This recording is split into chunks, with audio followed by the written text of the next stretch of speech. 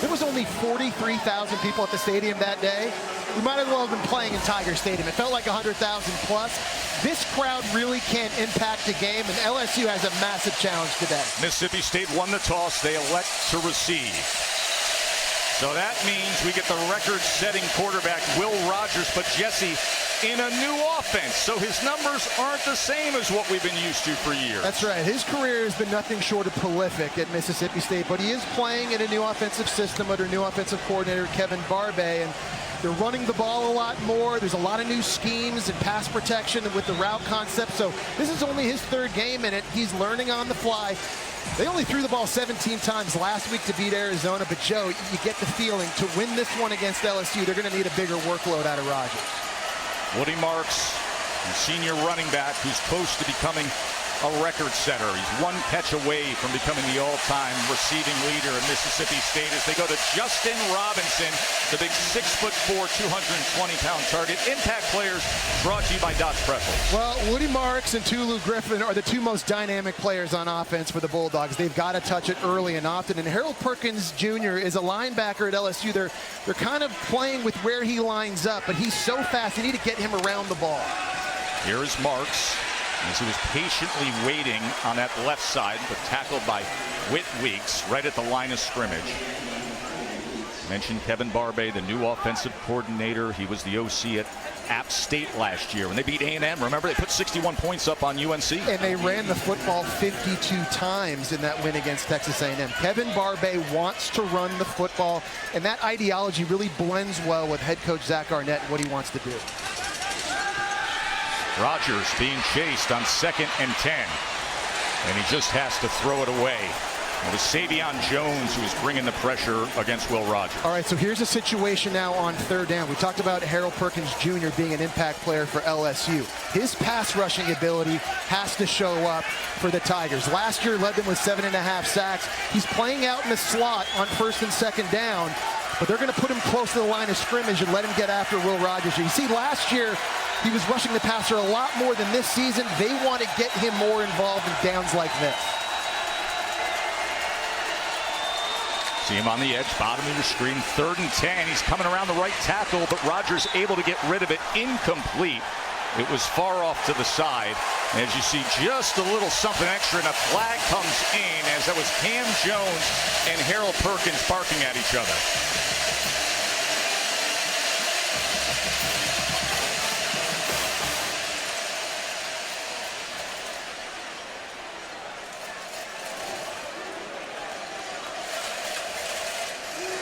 Result of play is an incomplete pass. After the play, personal foul. Offense number 58.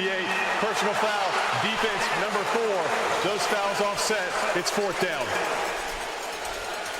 Well, you can see Perkins coming off the right side, and it's smart to have him come off the right side, especially when you have a right-handed quarterback like Will Rogers, because even though he doesn't get there, Will Rogers can see number 4 in his peripheral, and you see there the extracurricular activity, blow for blow early in this one. So Keelan Crimmins on to punt. Greg Clayton back deep for the Tigers.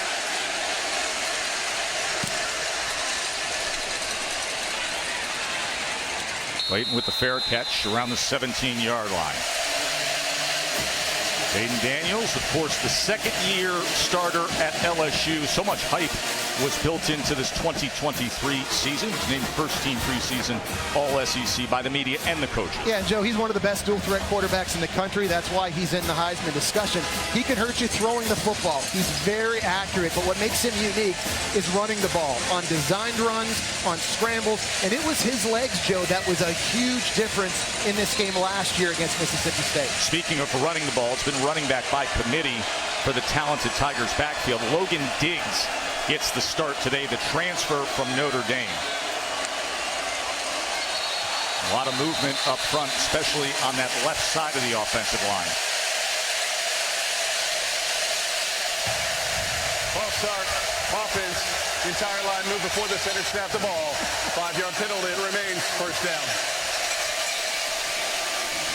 He said that the entire line moved before the snap. We were talking about the cowbell, Joe. That is a real thing. You know, not to bring back bad memories for myself, but he got sacked 7 times back in 2000. It was hard for anybody to hear the snap. So the first impact already made, and a 1st and 15 before LSU's first offensive play. Daniels is going to pull. And pushing him out was Buki Watson, who was second in the SEC in tackles a year ago. Well, this is going to be a big key for Mississippi State, is trying to control when Jaden Daniels runs the football. And there's going to be designed runs like that when you've got guys like Watson with his speed that maybe can go sideline to sideline, but it's in the passing situations. D coordinator Matt Brock knows they've got to stay in their rush lanes, trying to contain Jaden Daniels. This is a defense that loves to blitz, but you can't get out of control because he will hurt you. If he sees an opening, especially in the middle of the field, he is going to take off. Matt Brock, of course, stepping in. He's Zach Arnett's right-hand man for many years here. 2nd and 10, Daniels over the middle, just hooking it up as he's able to get Logan Diggs out of the backfield. It'll be 3rd down and short. Nice job by LSU, kind of getting some of that yardage back here early after having the penalty on 1st down. Making this 3rd down manageable, but here comes the noise, and this is where communication is key. 3rd and 2.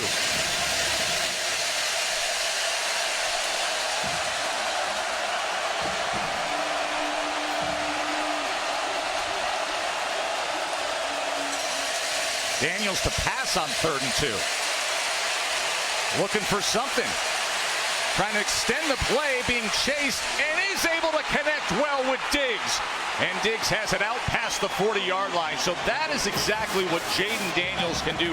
Get you out of trouble, extend the play, and find something. Well, it looked like he may have had Malik Neighbors here open late on the drag route right there. You see Neighbors put his hand up. He didn't like it, and this is what Jaden Daniels does. He just extends the play.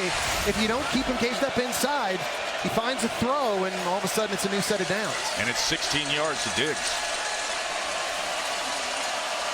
5th year starting overall. 46 games of starting experience now for Daniels. Pulls it out from Diggs again. Flag is down as he made his way to the 48-yard line. Watson again with the tackle. They're going to get Miles Frazier for holding up front.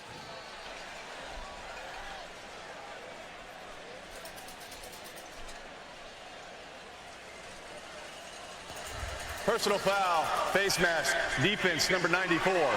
The 15-yard penalty is added to the end of the run and includes an automatic 1st down. That's Jaden Crumity, and number 94 working in the middle. I thought number 70 was holding him right here, but you see the face mask there on Logan Diggs. Yeah, that's a good call by the referee, and a 1st down here for LSU.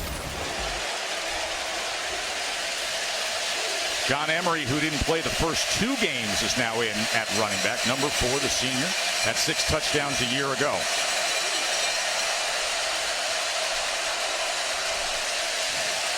Looks Emery's way, get him into space, trying to get to the edge. Excellent pursuit overall by that defensive front. It was Nicholson, the corner, who cleaned it up, but Jet Johnson and the rest were down the line. Seeing Emery in the lineup here for LSU, he was the #1 rated running back coming out of high school back in 2019. He's missed time because of injuries and academics, but they want to get him going. He's got talent running the ball, but he can catch it too. He's a big weapon in this offense. That was a loss of 3. Daniels on 2nd and 13 goes underneath the Mac Markway, the freshman tight end. By the way, Mason Taylor, the excellent tight end, now a sophomore, been dealing with an ankle injury all week long. Yeah, and that's a big loss for LSU because of situations like this on 3rd down. Because of his size and speed, he's been a matchup problem in situations like this. So where does Jaden Daniels feel comfortable working here? He's got Malik Neighbors in the slot out to his right. That's generally the guy in situations like this he likes to look for.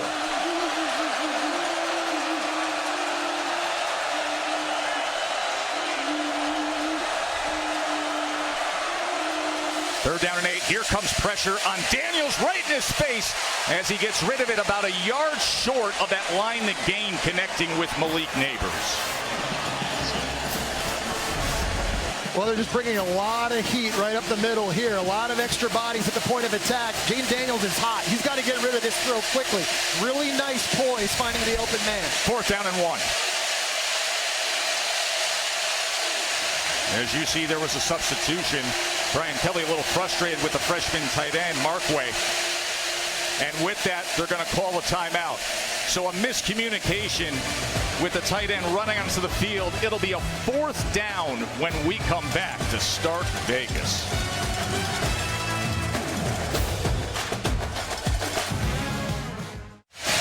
Thrilled you're with us watching the SEC on ESPN. Fourth down, Jesse. You'll remember in the Florida State game a few weeks back, they got stuffed on 4th and 1 twice in the first half. This has been a little bit of an area of concern early this year for LSU. And 61,000 cowbells roaring early against Brian Kelly's offense. They make the shift, come with a tight alignment.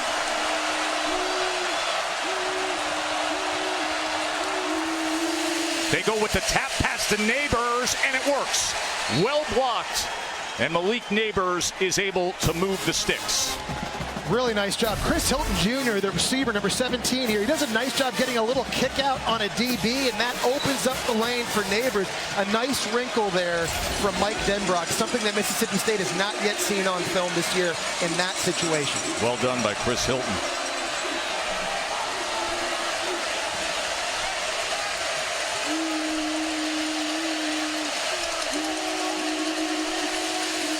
Daniels on first down, going to quickly get it out right back to Neighbors as he is able to drive towards the stick. It's a good drive here in the opening possession for LSU, and for Daniels, just taking what the defense gives you, right? This Mississippi State defense, their corners like to play soft, so they'll give you those 5-6 yards completions if you can be patient enough, and so far on this drive, number 5 for LSU has done that.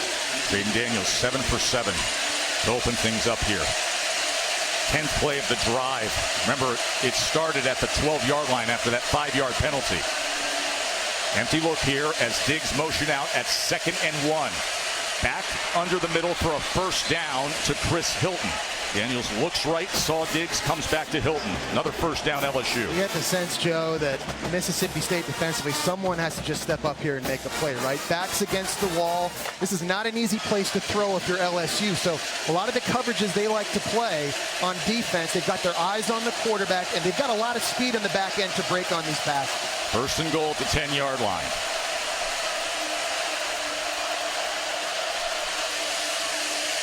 Daniels gets it over the middle to Neighbors again as he is ridden down by Nicholson. It's a nice job that time by Nicholson playing high. They were trying to run underneath with Neighbors, and he just sort of closed down on him and made a nice tackle. You want to tackle the catch. You see Neighbors exiting the game a little gingerly. That's a really nice job defensively by Mississippi State.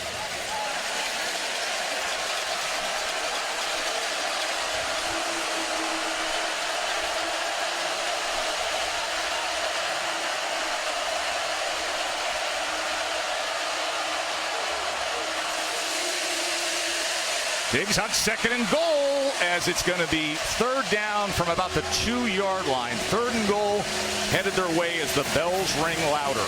They're going hurry up on LSU. That zone read play is something they may go right back to here.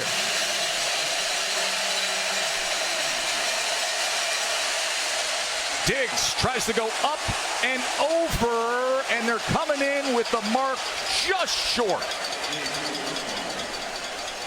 Jaden Crumedy did an outstanding job up front for Mississippi State, completely collapsing the line of scrimmage and making this difficult. He created a pile, which was massive. And now here we go. You've seen this before from LSU, right? Week 1. What do they do down here by the goal line? This is a place, obviously, Jaden Daniels' legs are a huge factor. Remember the opening drive against Florida State. It was a 4th down sack. 4th and goal here.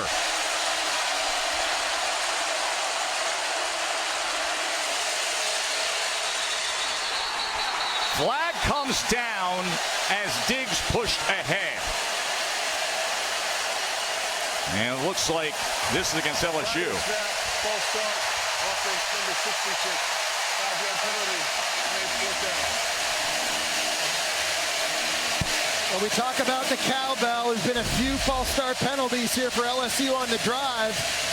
Will Campbell just couldn't hold his water, just flinched a little bit early, and that's a great job by Mississippi State. After allowing all those yards, hey, you bend, you don't break. You give up a field goal here, you feel like that's a win. Let's get the ball back to Will Rogers, and let's go to work.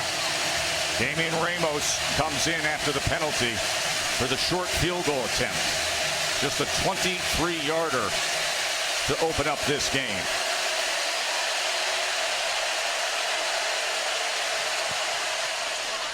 And he's able to put it through.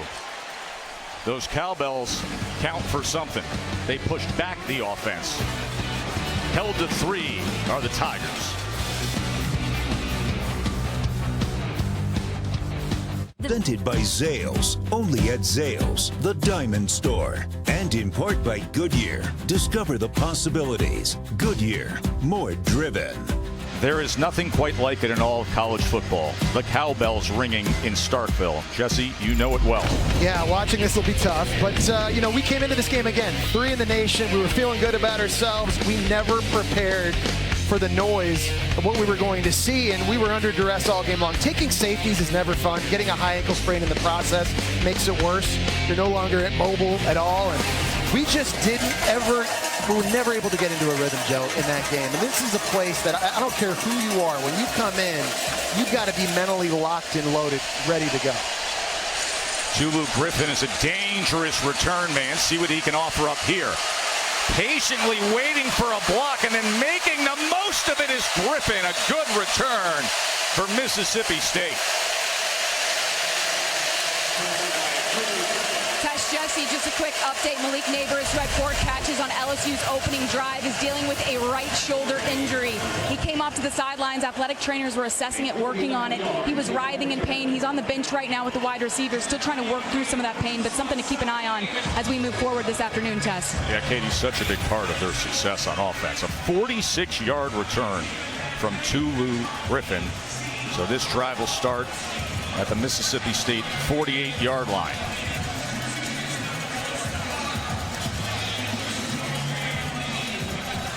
Big Mason Smith opposite the playmakers on Mississippi State, including Will Rogers. Rogers sprint left, being chased down, being taken down by Jones. How about that athleticism by Savion Jones at 280 pounds? He's working against the true freshman Malik Ellis at tight end here. And kind of dips inside, and then you see the speed and the ability to get outside and put pressure on Will Rogers. The pass rush has been a bit of an issue early this year, honestly, Joe, for LSU. That's only their 2nd sack on the season. They need more of this, but they've got some matchups up front that I think LSU really is looking forward to taking advantage of. So now it's 2nd and 17 for Rogers to deal with.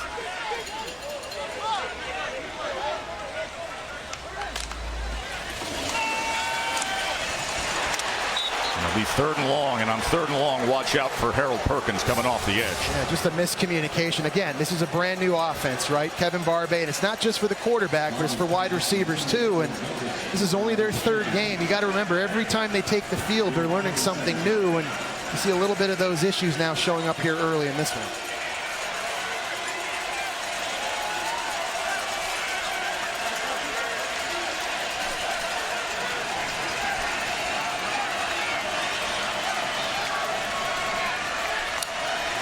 Third and 17.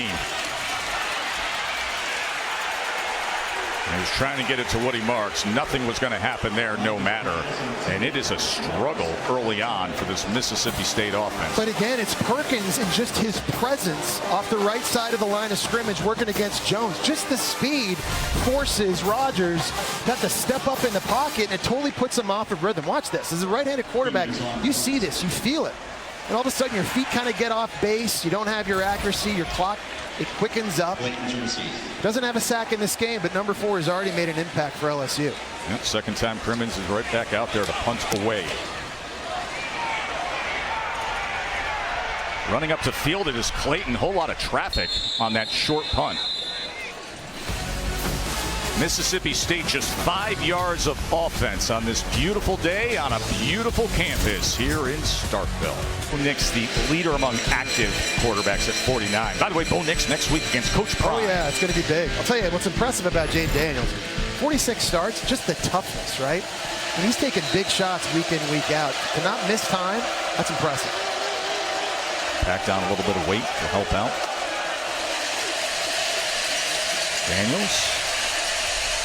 As wide open as Neighbors. Remember, he was favoring a shoulder moments ago, right back into the game.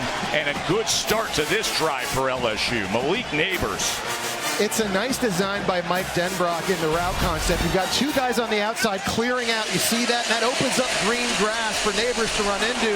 That's just easy pitch and catch. 32-yard reception.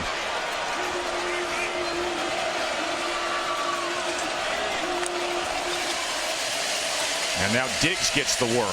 And this is exactly what Diggs can do, the yards after contact, and give them a physical presence. Yeah, you know, listen, for years, this has been a running back by committee, right? And for the last 3 years, they've had big guys, physical, that can get you 3, 4, 5 yards. But the question is, who can be a game breaker? When you think back to Darius Geis, Leonard Fournette, Clyde Edwards-Helaire, they used to have home run hitters, and they're hoping Logan Diggs can be a little bit of that this year.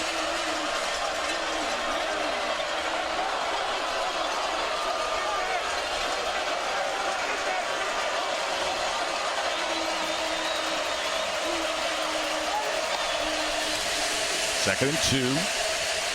And quick to the outside to Chris Hilton. And what a good start for Jaden Daniels here on the road with the early kickoff. He is now 11 for 11 to start the game. Seems like he's really dialed in. I tell you, this is not an easy defense to prepare for. This 3-3-5 scheme of Zach Arnett and Matt Brock, you don't see a lot of it. It's become sort of a new in vogue defense to stop spread offenses. They're very good at disguising things, but so far, number 5 from LSU, you could tell he had a good week of practice. He came into this one sharp.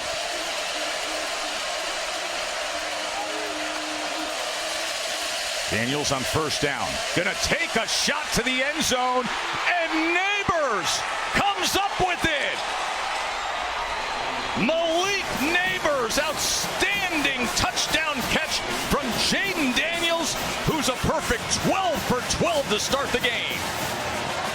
And Jaden Daniels had the matchup he wanted. He had Neighbors, his best receiver, against the safety in Hunter Washington on the fade throw. This is a throw they haven't hit a bunch of early this season, but they hit that exact same play in this game last year on a 4th and 3 situation. Neighbors showing you his suddenness, his ability to separate. That's why Daniels has so much faith and confidence in him.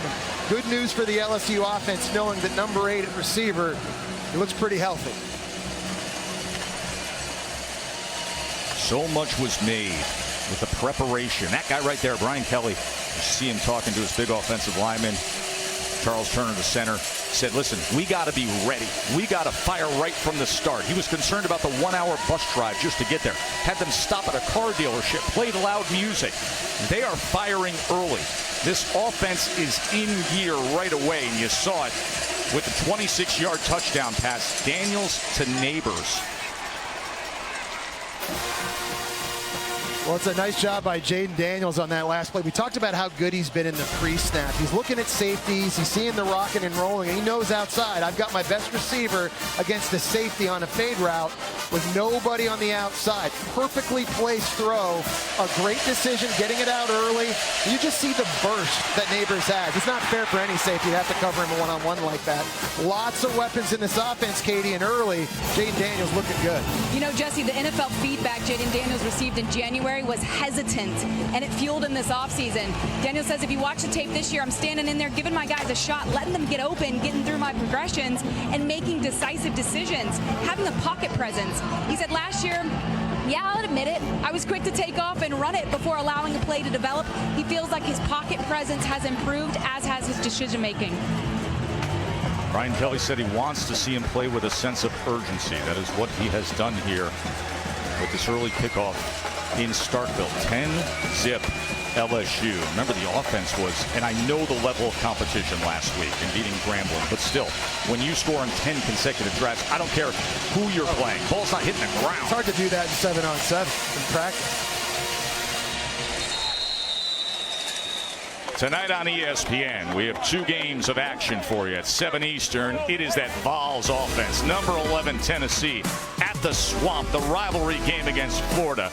And then it is Coach Prime. 10 o'clock Eastern, Colorado State.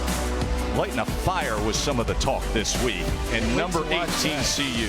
Man, like, how many more snaps can Travis Hunter play this year? You talk about the Prime effect, what he's been able to do, and yeah, it's a lot more talent and recruiting, but to me, it's just the attitude this team has and their expectation every time they take the field.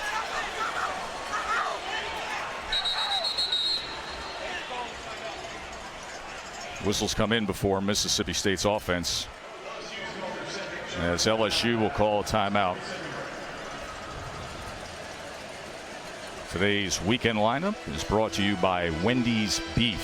As we talked about, 2 of the games coming your way tonight. Another full day of action. Alabama is back to the field on ABC. A trip down to Tampa. Tyler Buckner getting the start. That's right. For Alabama, what do you make of it? Well, you know, obviously Jalen Milroe had some struggles in their loss against Texas last week, and Buckner, a guy that knows Tommy Rees's offense. Of course, they both came from Notre Dame. I think everybody expects Alabama to roll in that game, but I think more than anything, you're just looking for efficiency out of the Tide, especially in the passing game. Mississippi State is looking for some efficiency. Their first play of the game went for 12 yards, but since then, they have 6 plays, -7 yards.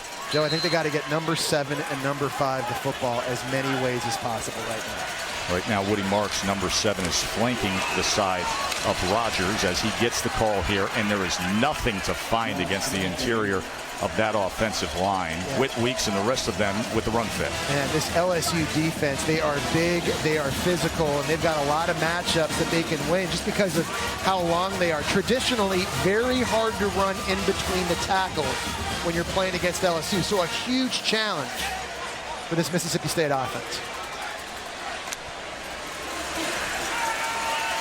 Rogers being chased by Perkins, as coming back to the ball was Robinson, and they're going to mark him where it'll be a 3rd down and 2. Well, there's a play you didn't see a lot in Mike Leach's air raid offense, right? A play action fake and a bootleg, and it totally tricked Harold Perkins, who was coming on the blitz that time. They had the perfect play call, now setting up 3rd and short.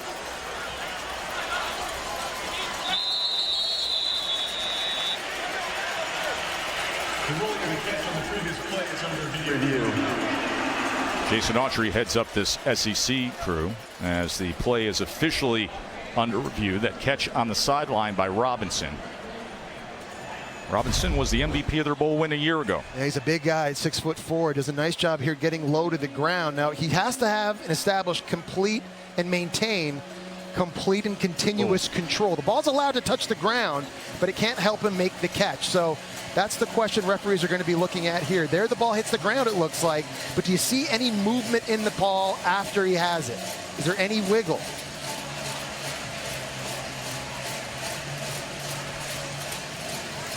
And of course, you need indisputable video evidence to overturn the ruling on the field, which was in fact a catch. What do you think, Joe?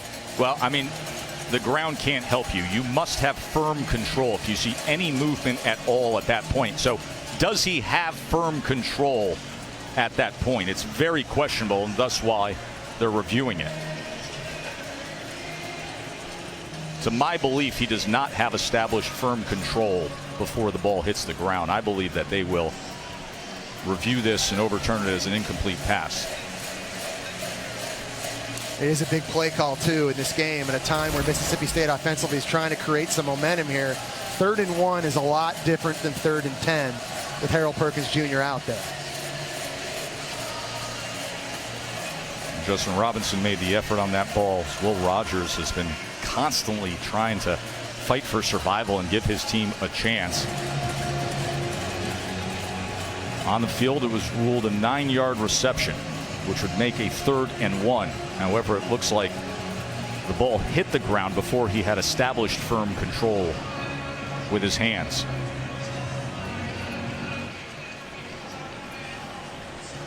I find it so interesting to see how Will Rogers has approached things with this offense, Jesse.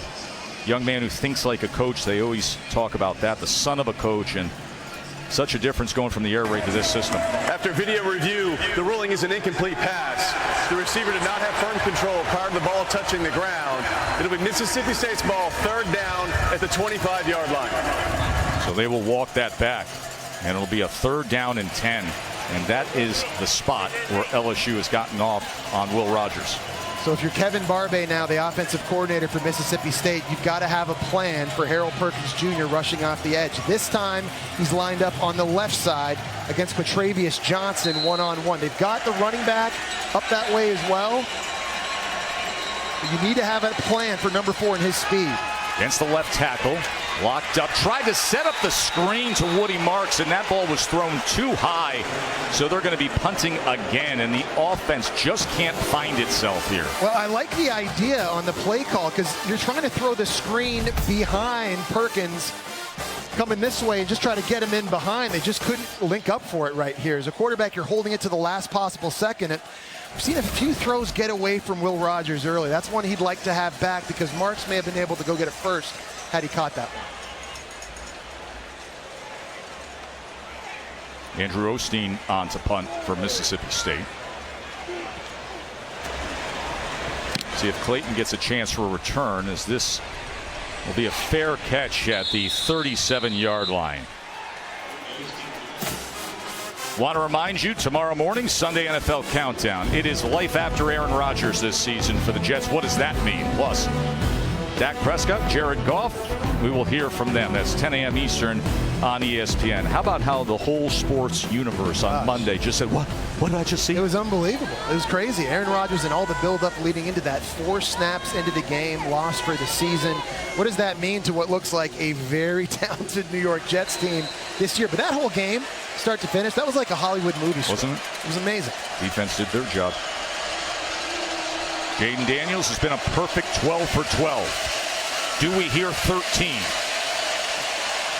Here's Williams. Williams breaks the tackle and he's out to midfield. Nice play by Josh Williams to go ahead for 13 yards as he got through Hunter Washington. It's another good decision. Linebackers are going to be dropping out here playing a big zone. So for Daniels, he's just got his eyes downfield, nothing there vertically. All right, where's my check down? Showing the poise of a guy that started 46 games in his career. Record is 17 for 17 in LSU history. Of course, it was Joe Burrow in 2019. Daniels cuts back against the grain and finds just enough of something. But this great start for Jaden Daniels, Jesse, it is impressive. It really is. That time there, Jaden Crumedy did a nice job running out with him. But you see this here. 13 consecutive completions to start the game. He's just dialed in early, doing a nice job taking what the defense gives him. And stay perfect here on 2nd and 6. And there is the first incompletion of the afternoon. Well, that's big because we talked about this 3-3-5 scheme. They do a good job disguising blitzes. They bring it early and often. They can bring it from all over the field. This time it's Watson coming up the middle. You've got Russell coming off the edge, and that time they were able to fool the protection. Let's see if they can do it again here on 3rd down.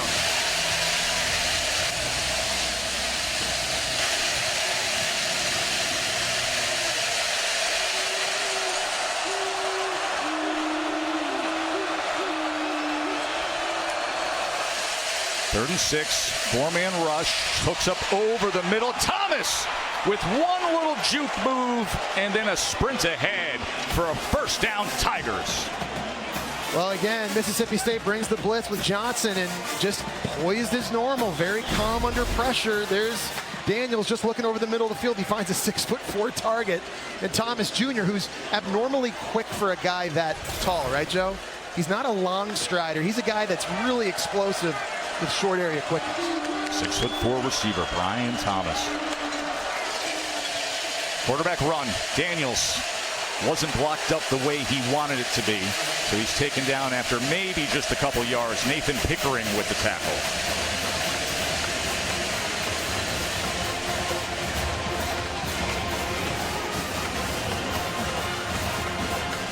Look at this time of possession here. We're under 30 seconds to play in this first quarter. Quick to the outside. Neighbors wrapped up immediately at the 29-yard line. That was Washington in on the play. Excuse me, Brian Thomas with the reception there as it goes for 5 yards and another 3rd down. 3rd and 3. John Emery in the game at running back.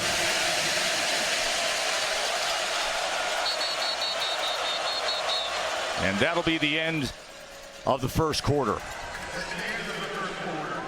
Jaden Daniels, 15 of 16 passing. And a touchdown pass, a 10-0 lead for LSU.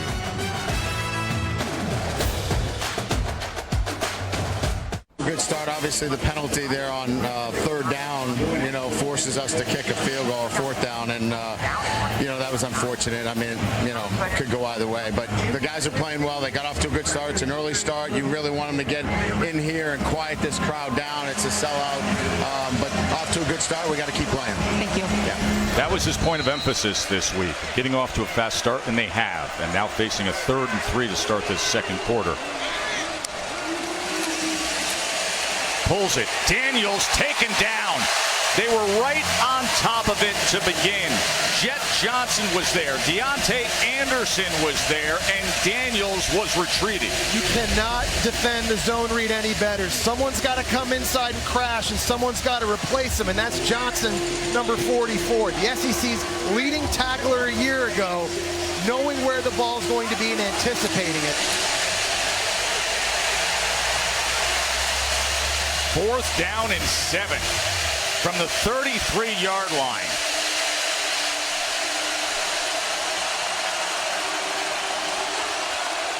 Here's Daniels on 4th down. Gonna launch it to the end zone. Neighbors holds it in again.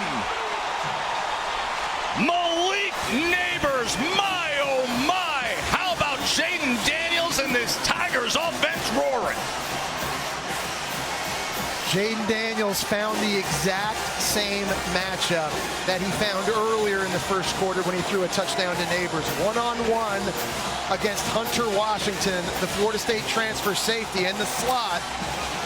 On a critical down and distance, that's the guy Daniels likes to go to, and they have burned the Bulldogs twice on the exact same play.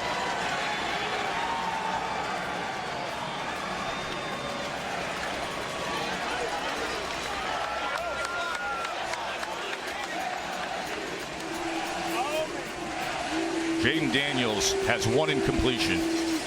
16 times he has connected for 176 yards and 2 touchdowns now. Well, Matt Brock, defensive coordinator, is wanting to be aggressive in this situation, play man coverage, but that guy versus a safety is not a good matchup if you're Mississippi State. LSU does a great job picking up the blitz on the inside, and it's just too easy. There's no contact. He never reroutes them. It's a perfect throw. And you see Jaden Daniels staying in the pocket and taking a big shot. Joe, that extra 15 pounds you were talking about that he added in the offseason comes in handy on a play like that. It makes you feel a lot more comfortable staying in the pocket to deliver a strike. I think LSU's booth liked it. Yeah, it's Mike Denbrock, the offensive coordinator, who has such faith in Jaden Daniels.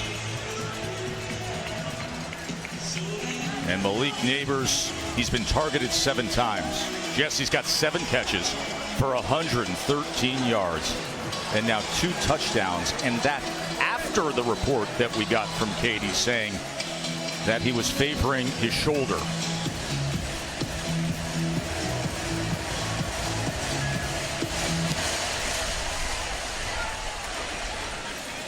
(17-zip) LSU as we say good afternoon for the first time today to Matt Perry.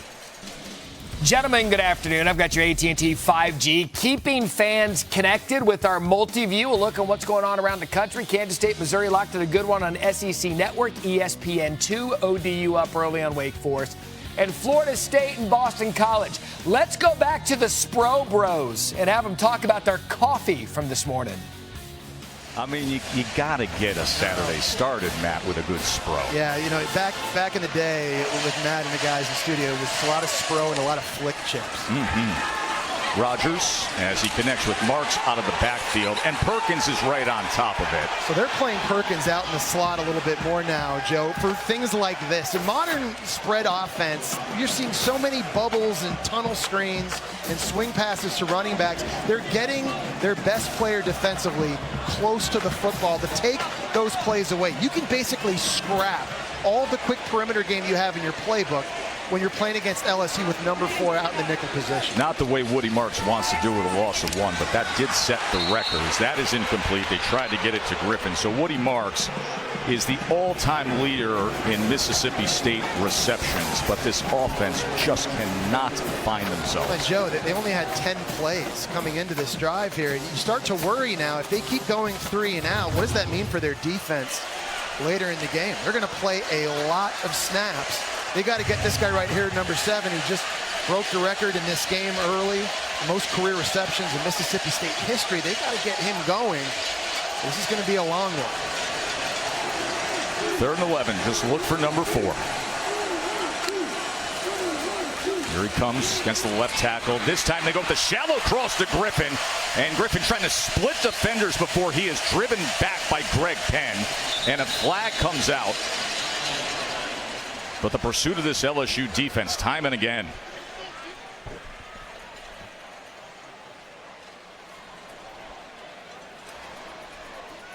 Griffin went ahead for 8 yards. There is no foul for offensive pass interference. The ball was first touched behind the line of scrimmage. 4th down. So there is no penalty.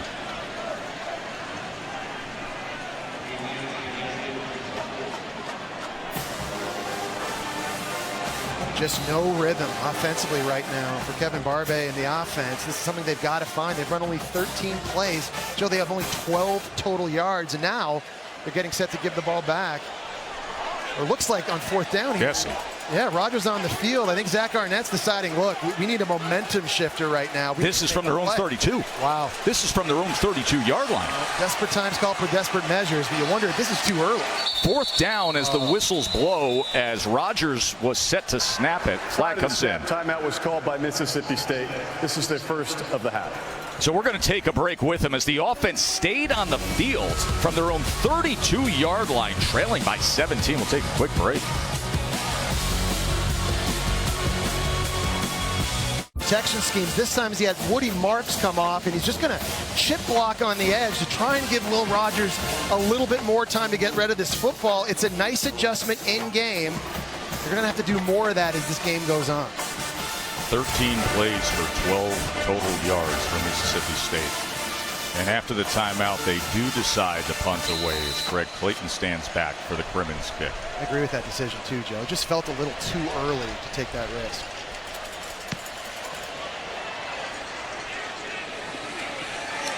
Fair catch near the 20. Let's go back to Mr. Barry. All right, Tess, a game you know well, the red bandana game at Boston College. Boston College 10-7 lead in the second to Jaheim Bell from Jordan Travis. This one now tied 10 apiece, perhaps a little closer than people thought in the second quarter on ABC. And listen, Matt, we know the reason why. That is the famed red bandana game at Boston College, named in honor and played in honor of the 9/11 hero Wells Crowther. And you know, my son will tell you he was in that locker room for 4 years. When Mrs. Crowther comes in to tell the boys it's time to go, you go. They will play out of their mind as hard as they can. Totally Red different bandana. energy. It really is.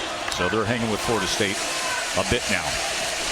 John Emery, as he gets into the game. Remember, didn't play the first 2 games. Been in college football a long time. He was a freshman on the national title team. No, and he's a guy that's got a lot of talent. We talked about it. So highly recruited coming out of high school, and he's a guy that they want to get lathered up in this one because they're going to need him this year. Goes for 3 yards, says Emery. Jaden Daniels and Malik Neighbors, they have been the story so far in this first half.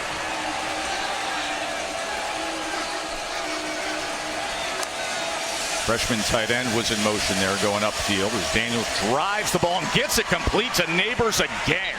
Well, it's a really nice job up front in protection. Mississippi State's trying to stunt, and LSU's not giving up anything. They're giving Jaden Daniels tons of time to survey the field. You know, you go back and you watch them play Florida State week 1 against Jared Verse and Patrick Payton, one of the best pass rush tandems. They look pretty good, Joe. Emery couldn't break free of Jet Johnson, who led the SEC in tackles a year ago. This is an offensive line that they want to really be able to rely on heavily this year. And you get the feeling if they can just stay healthy, they've got a chance. You know, it's only the first time since 2014 the same 5 guys have started the first 2 games of the season for LSU. They've got a lot of talent, a lot of highly recruited guys. With the skill they've got at running back, receiver, and quarterback, that's big. Here's the quick game now. Anderson, and he's wrapped up, tries to spin free, but it was DeCarlos Nicholson who was the first to get right to him. And then Russell cleaned it up, and now a third down opportunity for this defense. One of the things I love about this defense is they play with great effort, and their cornerbacks are not afraid to mix it up and try to get involved. Everybody running to the football. It starts with Nicholson. Then you see the pursuit coming back from the inside, setting up third and long. Remember, Mason Taylor not in action, the star tight end. That was Mac Markway, the true freshman tight end who was trying to get in space for that block. Third down and 9. Daniels, shallow cross, and Neighbors working his way upfield. He is unstoppable today. I think Matt Brock and Mississippi State need to change some stuff up in coverage, because on third down, they're just dropping way too many guys deep, and it's just opening up these easy short throws on the drag routes on third down. They've got to have bodies in the middle of the field because it's just too easy at this point for Jaden Daniels. Daniels, pitch and catch. Brian Thomas. It's the 4th straight drive into Mississippi State territory for LSU. Neighbors has 140 receiving yards on 9 catches. We've got 10 minutes to go in this quarter. He has 9 catches for 140 and 2 touchdowns. No wonder he's over there getting some wind. He's had a day.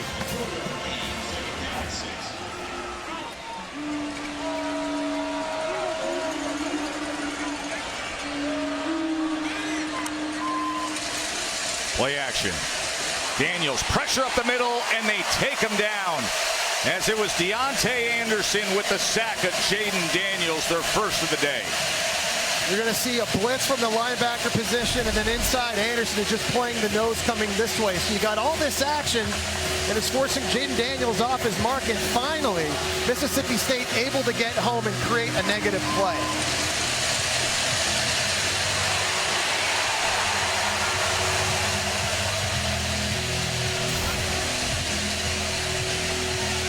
Let the bells ring, they say here in Starkville. 3rd and 13. On third down, Daniels has been superb. And he's going to use a timeout here. And we will take the break as LSU has exhausted all 3 timeouts with a 17-zip lead. $1,000 card. That was great to see. It's her 3rd year teaching. She's a graduate of Mississippi State, and she's here ringing that cowbell loudly on third down right now. Jaden Daniels in the backfield with Logan Dix. Third down and 13. Daniels, plenty of time. And now he's going to tuck and run. He needs 13. He turns the corner and he strides forward. A flag is down. Back at the 41-yard line. They may walk this back. Holding. Offense, number 53. 10-yard penalty from the previous spot. Repeats third down. Well, Lance Hurd's a true freshman and a highly recruited one at 6'6", 340 pounds. He's out here working one-on-one against Crumedy, who's had a huge game for Mississippi State so far, and he can't hold up. It was a phenomenal job by Daniels running away from the spy to get positive yardage, but that was a play Mississippi State needed so badly on defense. They've got to turn the tide and change the momentum in this game. Give their offense better field position to get something going. And big 53, Lance Hurd. By the way, he's a rising star, the true freshman. He's now at right tackle as Emory Jones, typical starter, kicks in the right guard. They feel very confident about the youth and the future of this offensive line. It's a 3rd and 23 for Daniels. And he is brought down by Crumedy that time. 2nd sack for State. Crumedy again, and he's just going to bowl right through Emory Jones. They're running a stun up front. He's just going to plow. Here's Crumedy, work inside. He blows the right guard up. Look at the strength. He's trying to pick for the D tackle and swinging around the outside. He's made a lot of plays. He's the one player up front for Mississippi State that LSU just has not had an answer for. Veteran Jay Bramlett on to punt. Didn't have to punt last week with all the offensive success. Against Florida State week 1, he was very, very good. He's got a dangerous return man opposite him in Thomas, who had a 63-yard touchdown return against Georgia. But with a good punt, it's a fair catch near the 25-yard line. So Mississippi State's got to get Woody marks the football at running back. To me, he's one of the best in the country that not a lot of people really know about. When you watched him early this year, he's showing you all the traits you got to have. He's got great vision. Here's a zone play against Arizona. Should go left. He sees the cutback ability. He's been great in the open field. But we know, having played in an air raid offense, he also can hurt you catching the football. Here on a screen, you're negotiating the defensive tackle, getting out with 2 offensive linemen, and again in the open field, difficult to bring down. But this is what I love: pass protection, and not just knocking guys down, finishing them. He is an exceptional running back. He's versatile, can do all the things. They got to get him going here. They're going to start this drive with Pittman, but they're going to go with the jet motion with Thomas, as Thomas can't find anything at all. He was brought down by Andre Sam, the transfer from Marshall. He is a human missile. You watch him on film. He comes downhill with bad intentions, lots of speed, and he likes to hit. Now, the safeties at LSU have missed some tackles early this year, but they're going 100 miles an hour. You saw an example of that right there.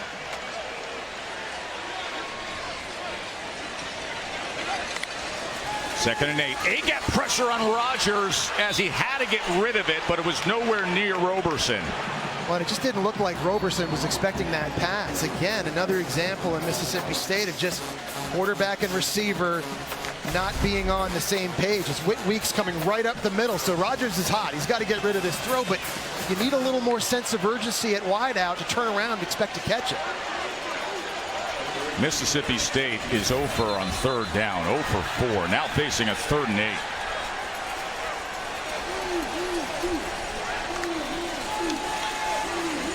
8. Rogers taken down yet again. That is Big Mekhi Wingo. He is always the first name that comes up when you ask about leadership on this defense for Matt House and the Tigers. Well, there's a lot going on the right side of this line of scrimmage. They're bringing this twisting Perkins inside. There's a blitz. The tackle gets wide, and that allows Mingo to run right through 2 players. Bad job in pass pro. Just all types of discombobulation going on right now for Mississippi State. Jesse, it's their 4th straight 3 and out. A knuckler is sent downfield as Clayton will call for the fair catch. Mississippi State has 16 plays for 7 total yards. Back Will Rogers. Well, I think part of the thing is Daniels has been in his system for over a year. Will Rogers is in his 3rd game in a new one, but also Daniels is just playing better. Here is Daniels. Look at the time he has, and he's got a man wide open, and you know who it is. Malik Neighbors is just lighting it up this morning. This is against D-Cam Richardson. You see the route running by Neighbors here. This is a double move. He's going to run down, act like it's a curl, throttle down. That just gets Richardson to hesitate a moment. That's all Jaden Daniels needed. He got it out early, and another explosive play for the Tigers. This is one of the most statistically impressive halves of football I've ever seen by a wide receiver. He has 10 catches for 191 yards. We got 5.5 to play before we get it back to the studio in halftime. This is unbelievable stuff by Neighbors. And now Diggs showing his ability. Yeah, I think moving ahead in this game, if you're defensive coordinator Matt Brock, you got to start giving safety help over to whoever's covering Neighbors, because nobody has an answer job. I mean, this is like video game numbers at this point. That is Matt Brock and his job, the defensive coordinator for the Bulldogs. 2nd and 3.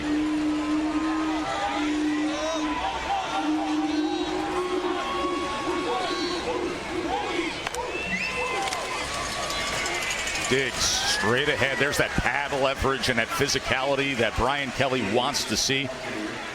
He was a good running back at Notre Dame. Came to play for his old coach, and he could emerge as the guy, Jesse. Yeah, he could be a difference maker. He's got a little bit of a burst to him, which is something that I think this backfield needs at LSU, and I love what Mike Denbrock says about him. He's a guy that gives you more than what you blocked for. You know, he just gets those extra yards. Take a look at the comparison here, time of possession and yardage between these 2 offenses. It's a one-sided story. 1st and goal.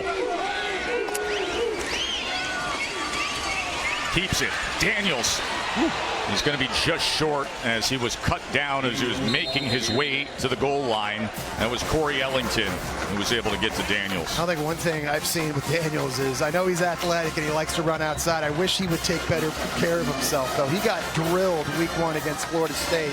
I know he's put on an extra 15 pounds, but it is a long season, and they need him if they're going to reach the college football playoff. 2nd and goal. Williams goes straight ahead. He's going to be short. So no gain on the play. Just another big moment here for Mississippi State on defense. Down 17-0. LSU's going to get it first in the second half. You need to come up with a stop and slow down the bleeding.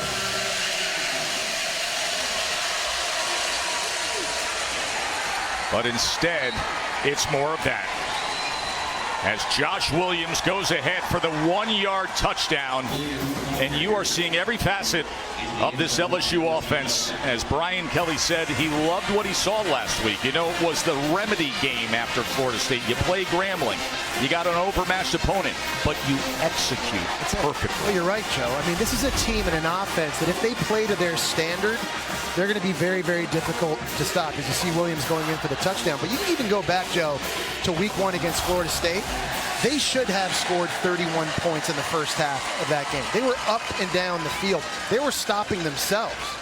And so if they come into the ballpark and they bring their A-plus game the way they've done it today against a 3-3-5 scheme in Mississippi State that is not easy to prepare for, you're seeing just how impressive I think LSU's offense can be. An LSU offense that still, with over 3 minutes to go before halftime, has 39 plays for 294 yards.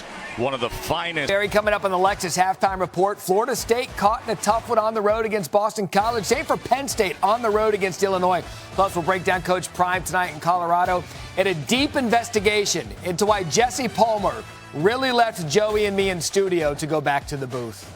Yeah, people need answers to that, Matt.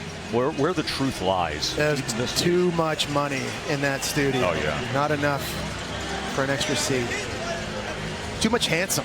A whole lot of handsome. Whole lot of handsome in there. Now we got Dan Mullen. You kidding me?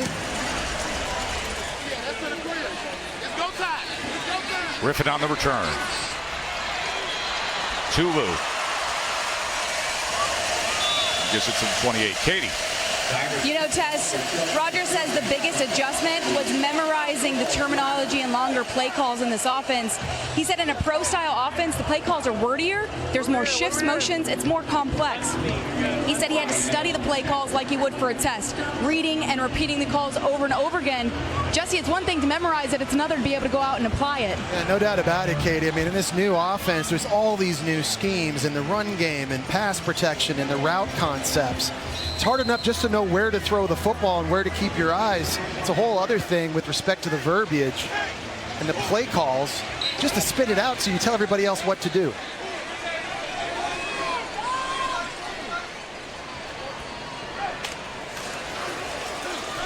There's Marks on the ground.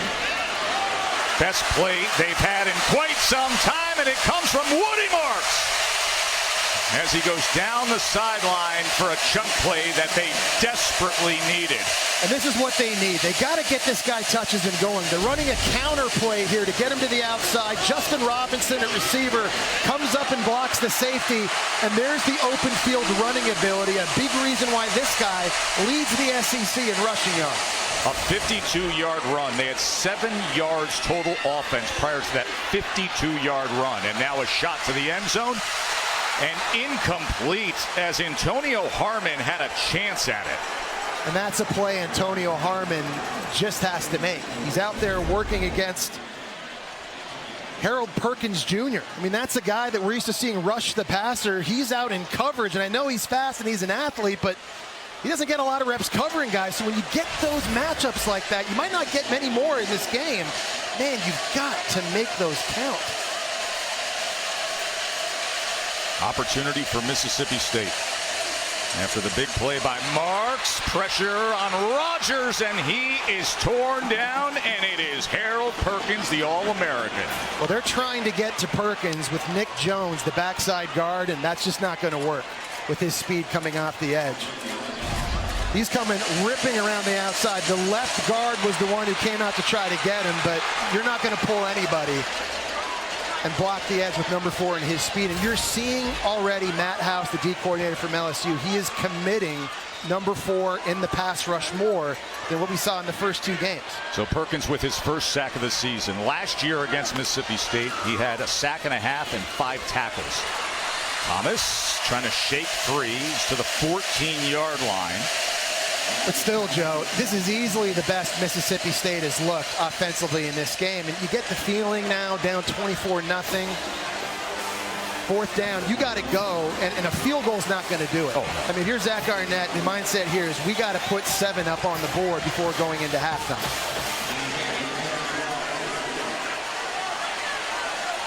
Fourth down and 4. Got Harold Perkins. There he is, out in the slot. And they bring Marks, the running back, out there, and that takes Perkins out wide, which tells you this is man coverage. Look at the versatility of Harold Perkins. You can have the best edge rusher who can do that. 4th down and 4, and a timeout is called by Will Rogers. You know, listen, we've made a lot about the start for Will Rogers, but consider everything that's happened here. Of course, the tragic, shocking loss of Coach Leach last December, and the keys to this program handed to a then 36-year-old Zach Arnett, a defensive coach. The air raid for years, so much success with Coach Leach, and he goes out to hire a new play caller. Yeah. And Kevin Barbay goes in a completely different direction, and it comes with so many unique challenges. Yeah, there's just a lot more volume on offense. Katie earlier was talking about the verbiage and things that Will Rogers had to learn. Last year in the air raid offense, a play call example could be ace 6. That tells everybody on the field what to do. All of a sudden, you know, when I was playing for Spurrier, it sounded like Bandit Right, Blue Slide, Steamers, Bopper. Just in a different accent voice. When you get to the NFL, it's Lightning 21, Explode to Bunch Right, Y, Peel 322, Y, Stick X, Oscar. I mean, it changes and it only gets worse. So there's a lot right now for Will Rogers on his plate. And we mentioned, you got to remember, as prolific as he's been throughout his career, every week is a new learning tool, and he's up against it here today. Jess, here's 4th and 4. Off the timeout, pressure comes in, gets rid of it, and gets it complete to Tulu Griffin, and he gets the first down by inches. Had to have it, and they get it. That is a phenomenal job by Rogers hanging in. He just buys himself enough time with 2 Tigers bearing down on him. Finds Griffin just enough for the first. Joe, that was a play they just absolutely had to have. So here we are, coming up on a minute to play in this first half. Mississippi State trying desperately to get on the board. Woody Marks put them in position with a 52-yard run. Jet motion. Tulu into the end zone. Tulu Griffin.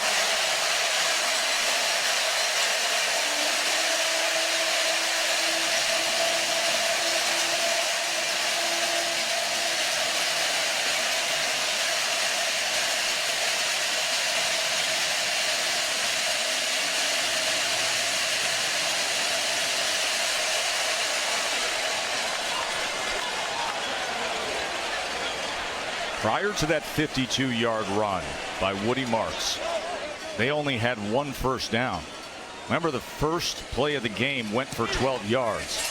And then the offense went to sleep for basically the entire first half until this, Jesse. Great play call by Barbay. You got a lot of misdirection going on here. They're pulling the guard, the tackle, the tight end, trying to get the defense going this way. You bring the jet back the other way. And look at Marks here at running back number 7. Gets just enough of Perkins to create some space for an All-American kick returner in Griffin, a guy who is so good in the open field, making people miss. This is the whole key for Mississippi State coming back in this one and waking the offense up, Joe. Number 7 and number 5. Those are the guys that can't touch it enough for the Bulldogs if they're going to come back in this game. And we saw them both have a big imprint on that last drive. Yeah, Woody Marks, now the all-time leader in receptions and a very good running back leading the SEC in rushing, and then Tulu Griffin, just flat out one of the fastest players in the SEC. Those are the game changers. They're going to need explosive plays to get back in this game, and they're going to have to find a way to defense Malik Neighbors. The LSU wide receiver has 10 catches for 188 yards, but finally, the new-look Mississippi State offense finds themselves.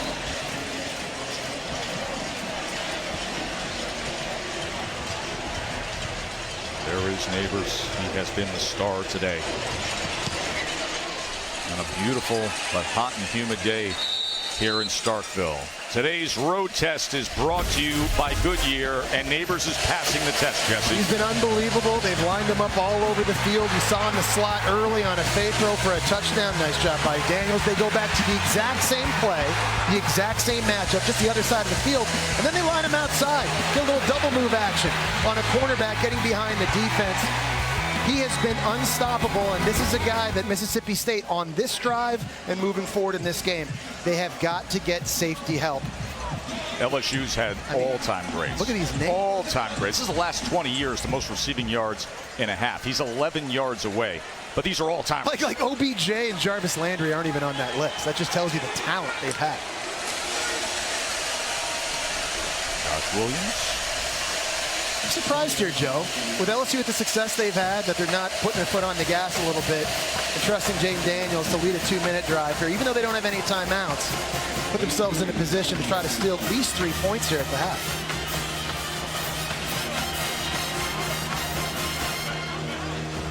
All the talk of the early kickoff, the early start, the road adversity. Brian Kelly just beat it in with the messaging all week long, and his team able to respond offensively right from the start with the 11 a.m. local kickoff time. Williams against, good run by Williams as he gives something extra as the final seconds of this first half are ticking off. Zach Arnett celebrated a birthday earlier this week, his first SEC game. Quite the challenge against this focused and fired up LSU team. An LSU squad who says we don't have a problem hitting the road to start SEC play. And our mature quarterback and that dynamic wide receiver able to do their thing. LSU with 310 total yards of offense, framed against Mississippi State's 79, but 52 of it came from one single run of Woody Marks. Just a dominating first half from the top. The number 14 team in the country with all the talent offensively, and they will get the ball to start this second half with Jaden Daniels having gone 21 of 22 passing in that first half. Joe Tessitore and Jesse Palmer up in the booth with you. We'll hear from Katie George in just a moment. Boy, did we hear from that LSU defense, though, in shutting down the Mississippi State offense. Stayed on their first 5 drives, 5 punts. They had 16 plays for 7 yards. 7. LSU was dominating in the trenches up front. They've been the most physical on that side of the ball and controlling Mississippi State's running game. They've been getting after Will Rogers. They've held them to just 5 of 14 so far in this game. Now, they did give up a touchdown on the final drive of the half, but they'll take the field with a sense of urgency as LSU now tries to pad their lead.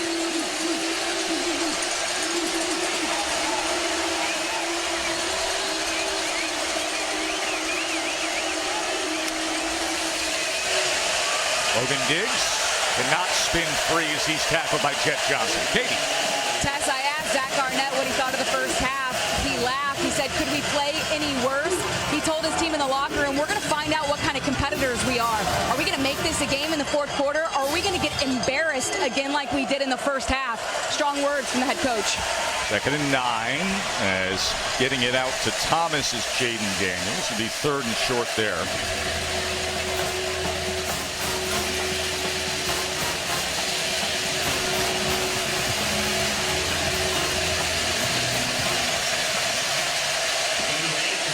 Zach Arnett challenging his team, and now another challenge in front of him here. 3rd down and 2, and moving ahead for the first down is Logan Diggs. And it's a cat and mouse game right now, because if you're Mississippi State, you got torched by Malik Neighbors in the first half. So you want to start changing up your safety alignment and start giving extra help on the perimeter. But what that does is it puts less people close to the line of scrimmage to stop the run. So you heard Brian Kelly tell Katie before the end of the half, they're going to get back to running the football and trying to be more physical here.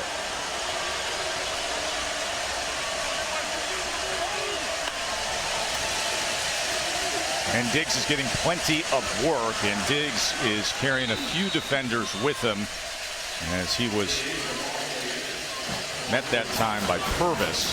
It's a nice job by LSU in the offensive line in the zone scheme, working into the second level and climbing to get hats on linebackers. And all of a sudden, runs that might have been 1-2 yards in the first half, because of their physicality, they're hoping those turn into 5-yard gains like what you saw right there. Emory Jones is back at right tackle, Frazier in at right guard. So the true freshman Lance Hurd not in on this series. 2nd down and 5.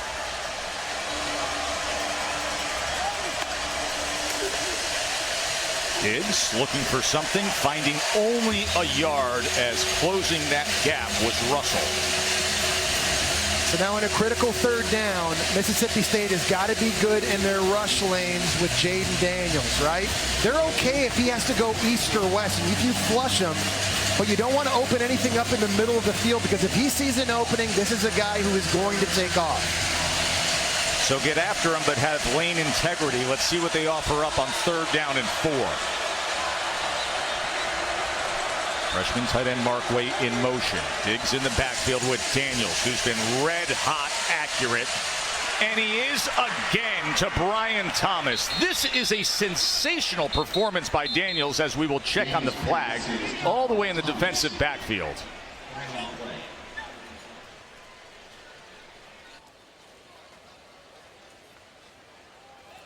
There's going to be a little bit of defensive holding there in the back end in coverage. Holding, defense number 3. That penalty is declined. Results the play as a 1st down. We've talked about Logan Diggs and the impact he's having running the football, the transfer from Notre Dame. Watch this block on the linebacker Watson right here. You cannot do this any better in blitz pickup. Pancakes him on the ground, and that gives Jaden Daniels an opportunity to survey the field and throw a completion. And Buke Watson is one of the best in the SEC, and this is exactly what you just mentioned, Jesse. Daniels and his ability with the ground game, as Marcus Banks, the safety, had to come up from way back to push him out. It's great up front if you're Mississippi State. You want to twist and stunt, and guys are getting out of their spots. But look, there's a big gap right here. As soon as Daniels sees that, he's taken off. It's exactly what he did in this game a year ago as well. So 10 yards, another 1st down for the Tigers.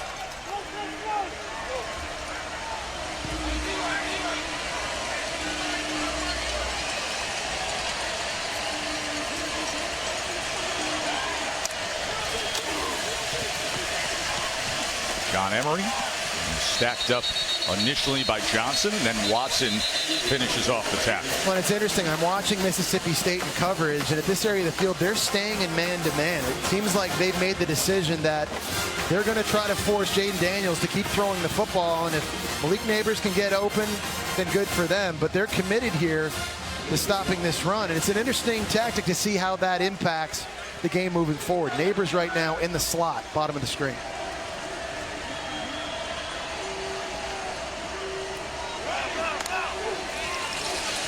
Daniels looking that way.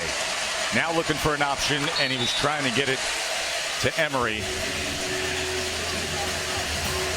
And I think that was a play there, Joe, where they actually had Neighbors open again on the fade in the slot. It's the same play that he scored 2 touchdowns on. Watch him here in the slot.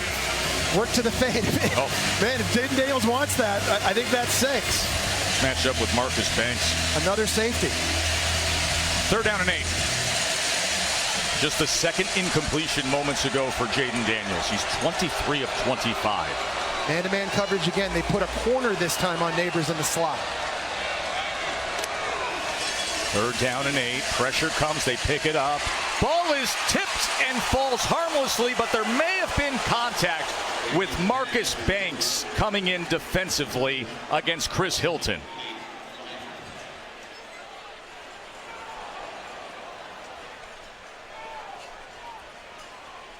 Zach Arnett saying he was just going for the football. He was trying to catch the pick, but there was contact before the ball got there.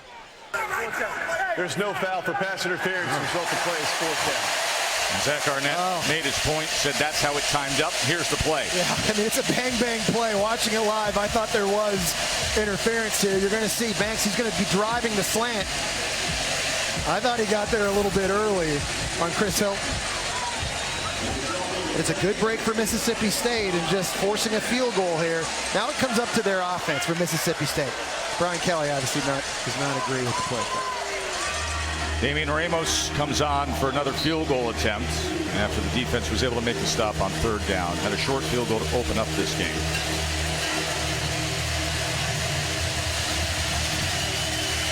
"41-yard attempt for Ramos.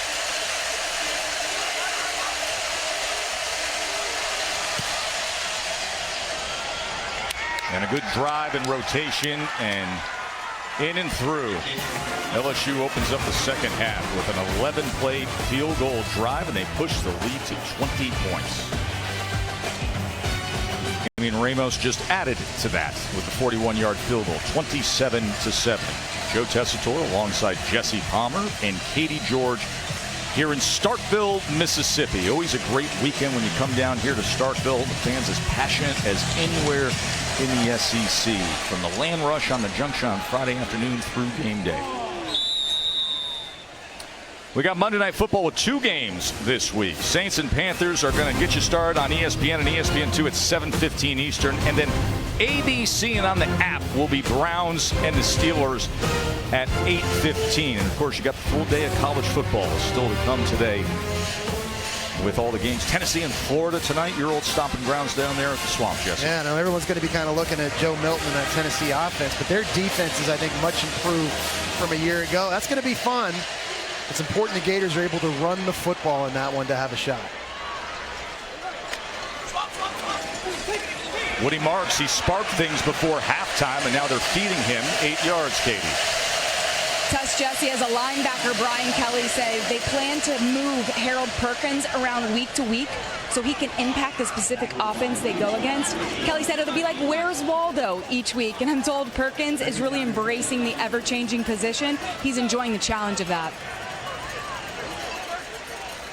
Heard so much about the plan to play inside over the summer. And then last week, he's back on the slot, back outside, 2nd and 3. Rodgers to the outside, well to the outside of Xavier Thomas. Now, the interesting thing about Perkins being on the field is LSU is now what they are is a 4-3 defense, right? They're playing 4 D linemen, 3 linebackers, which in modern college football, that's like a dinosaur defense.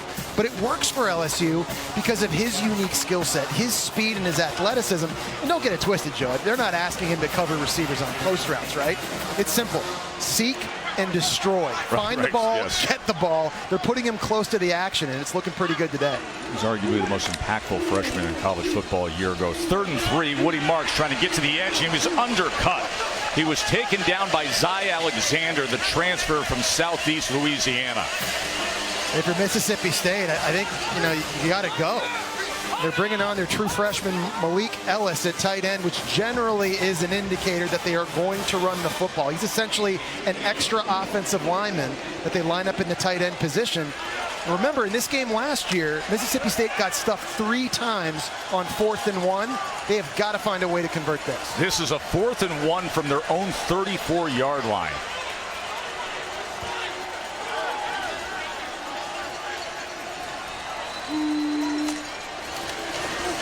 Marks, he will have it, and he will have more. So a first down for State. Really nice vision by Marks. This is a zone play that's supposed to go left, but he feels the cutback to the right side. You see right here, he's going left. Everyone's going that way. There's the kick-out block by the true freshman tight end Ellis, and they convert a massive 4th down. Got to say, Joe, this offense coming alive a little bit here these last 2 drives. Leaning on Woody Marks a little more. Play action now. Rodgers spins out.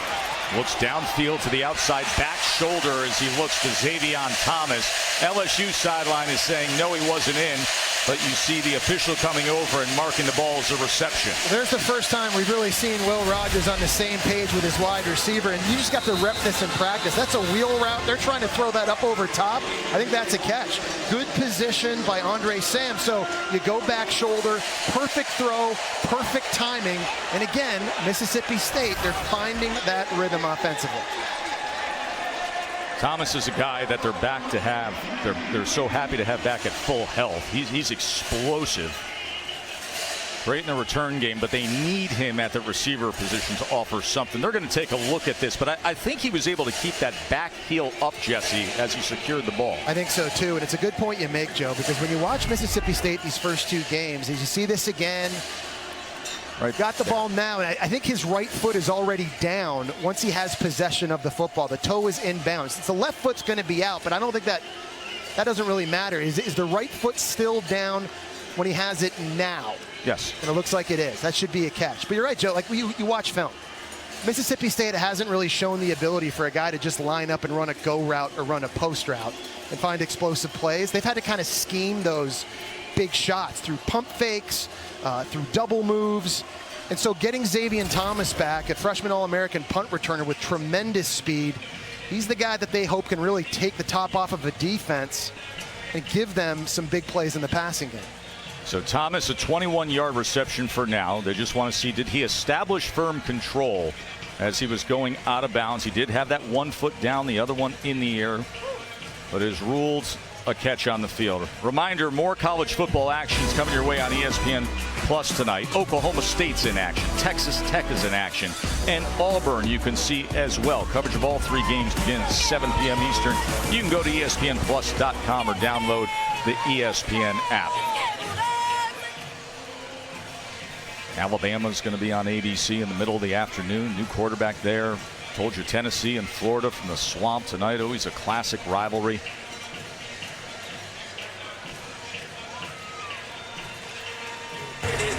After video review, the ruling on the field stands. First down, Mississippi State. So first down for Mississippi State. 21-yard reception. Xavier Thomas. And Joe, I think offensive coordinator Kevin Barbay, he's really kind of finding his own rhythm here, calling plays too in these last 2 drives. Getting Marks touches, getting Griffin touches, and that last play, moving the pocket and changing the launch point for Will Rogers so that LSU can't just pin their ears back knowing where he's going to be. Had to convert the 4th down, just got that big 21-yard reception. Now back to business with Woody Marks as Marks is met after just a gain of 1 yard. Zy Alexander and Harold Perkins in defensively for the Tigers. Great play by Savion Jones that time. He's taking on 2 pulling players for Mississippi State. At 280 pounds, he's a defensive end, and it's unique because he can hold the point at the edge, right? And that's a big thing in this defense. See him right here on the right side, 1, 2. He's still able to fight that off and allow LSU defenders to get to the football.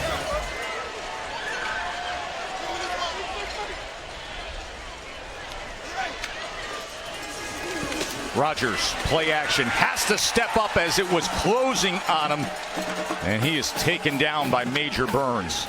Well, Major Burns, it's one-on-one with the running back Jeffrey Pittman, and that was just all Burns. It was a nice job. You're going to see here, it's coming down on the right side, and you know, you just saw an example of Logan Diggs on the last drive with a great blitz pickup. You really got to bring your feet. You can't duck your head. Not all running backs are great at doing it. It's difficult out in space like that, and that time Sam won. Remember, LSU is without Greg Brooks, the other starting safety. He's out, not available to play today. And Omar Spates, the outstanding linebacker transfer from Oregon State, has been dealing with an injury. 3rd and 12, Rogers. As reaching out for that line to gain is Justin Robinson, the big 6'4", 220-pounder. Let's see where they mark this. Well, that was a great call because you're not necessarily throwing to get to the sticks, right? You're just trying to get some of that yardage back to make this 4th down manageable. They're bringing in their Mike Wright, the backup quarterback, Joe, the transfer from Vanderbilt, who's a guy that you see a lot of quarterback runs when he's on the field. He's explosive, dynamic player, had over 900 rushing yards at Vandy. They've been putting him in and out of the lineup. He'll line up at receiver. He'll give them some speed options. And now Mike Wright comes into the game on 4th and 1. There he is, big number 14, wiry, fast quarterback. And the whistles are going to stop action as a flag comes down. Prior to the snap, false start, offense number 3. 5-yard penalty, remains 4th down. That just kills things, doesn't it? You got it in a good spot. You know the look you want to give them, the personnel you want to send in, and then the penalty backs you up to what's now a 4th and 6. And now you got to deal with Harold Perkins off the edge, and that's been a problem for Mississippi State. You go from a very manageable 4th down situation with a running quarterback, and that play looked like it might work, to now you're going to have to hold up against one of the elite pass rushers in the country. And Will Rogers is back in the game with that.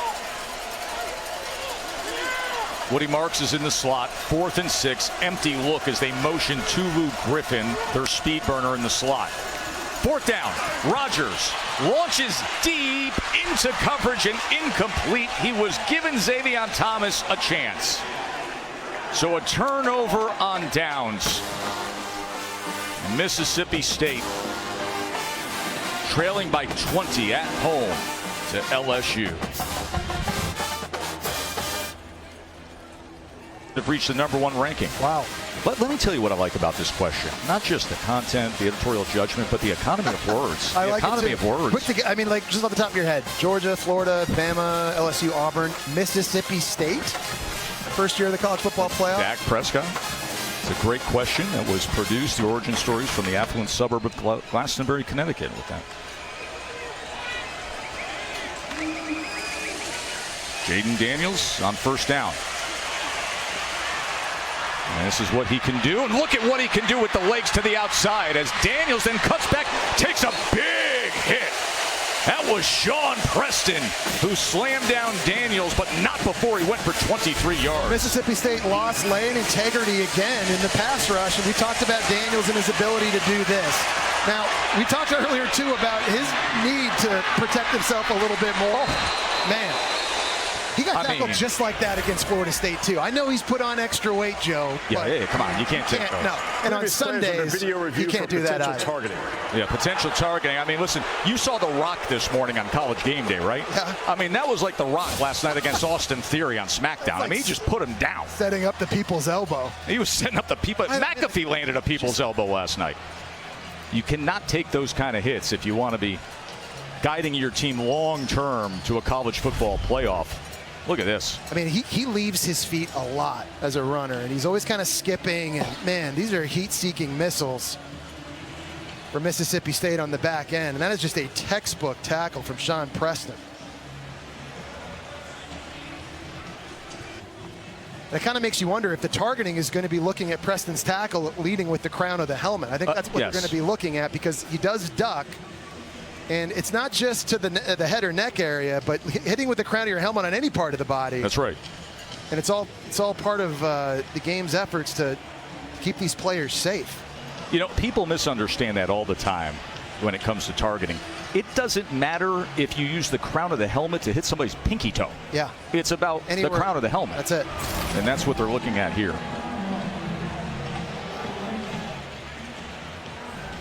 Jaden Daniels is all smiles right now as they review this. And you see the targeting rule.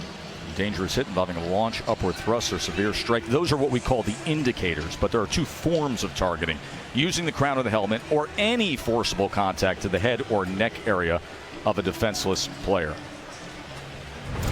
Well, Katie talked about it earlier. You mentioned it, the gaining 15 pounds of muscle. You think about Jaden Daniels, Katie, his body type alone. When he was in high school, the guy was 5'10", 137 pounds playing varsity high school football. He needed a doctor's waiver test to be eligible to play football because he was so little. He said as he's gotten older that the weight has started to stick to him a little more, hence the 15 pounds that he put on. He said it definitely helps when he takes hits, but my gosh, it's like he's looking for the contact as a quarterback. It's true, Katie. And I mean, we said earlier, too, I mean, this guy started 46 games in college football. It's hard to get through running like that. After video review, number 7, targeting defense. The 15-yard penalty is at the end of the run. The target is with the crown of the helmet. That'll be 1st down LSU. So there goes Sean Preston. That's a big loss for this defense, too, because playing with 5 DBs, they're obviously a secondary-driven unit that needs to disguise coverages and try to make life difficult on Jaden Daniels. And they're going to miss him now for the rest of this game, the first half of their next one. And with his speed, he is a huge part of this defense, not a guy that they can lose. Next game is out South Carolina. So a 15-yard penalty with the targeting call. Logan Diggs in the backfield with Jaden Daniels. They've been working the ground game a good bit here in this second half, both with Daniels' legs and working Diggs. And Diggs out of the backfield as he is met at the 19-yard line by Buki Watson. Old offensive coordinator Sean Payton on the Giants used to tell quarterbacks, bore me with complete. Sure. And that's basically what Jaden Daniels is doing to us up here right now. The ball is not hitting the ground, people. He's 24 of 27, and you put people to sleep when you make decisions like that. Nothing open downfield. It's touchdowns or it's checkdowns. Jess, he's close to an all-time LSU record today. He's got to stay on course, but we'll get into that in just a moment. 2nd and 4.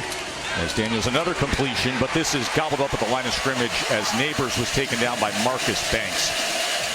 But if you look at the day of Jaden Daniels, he's close to setting the record for the highest completion percentage in a game in LSU history. He's just slightly under that mark right now, but he's 25 of 28. Third down and 5. The cowbells ring, desperately seeking some hope against the Tigers.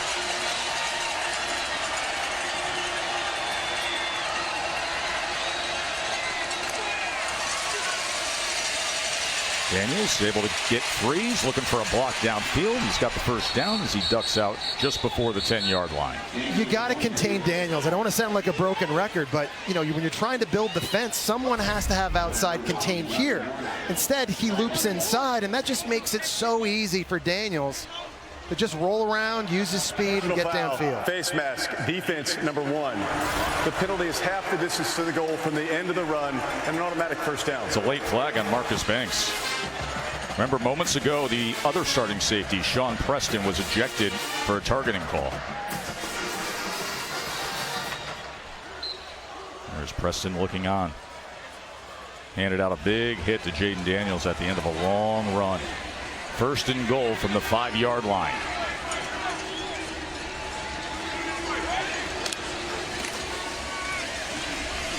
Daniels, can he get there? Yes! Touchdown, Jaden Daniels. What a day for the senior quarterback. It's a great read by Jaden Daniels. They go to their favorite RPO. It's a zone read with the tight end in a flat, and it's basically like a triple option for Jaden Daniels. He's just reading it as he goes. Faking this, got the tight end in the flat. And this ball can go to number 3, number 5 can keep it, or he can spit it out to 86. It's modern day triple option offense, and Jaden Daniels just runs that to perfection.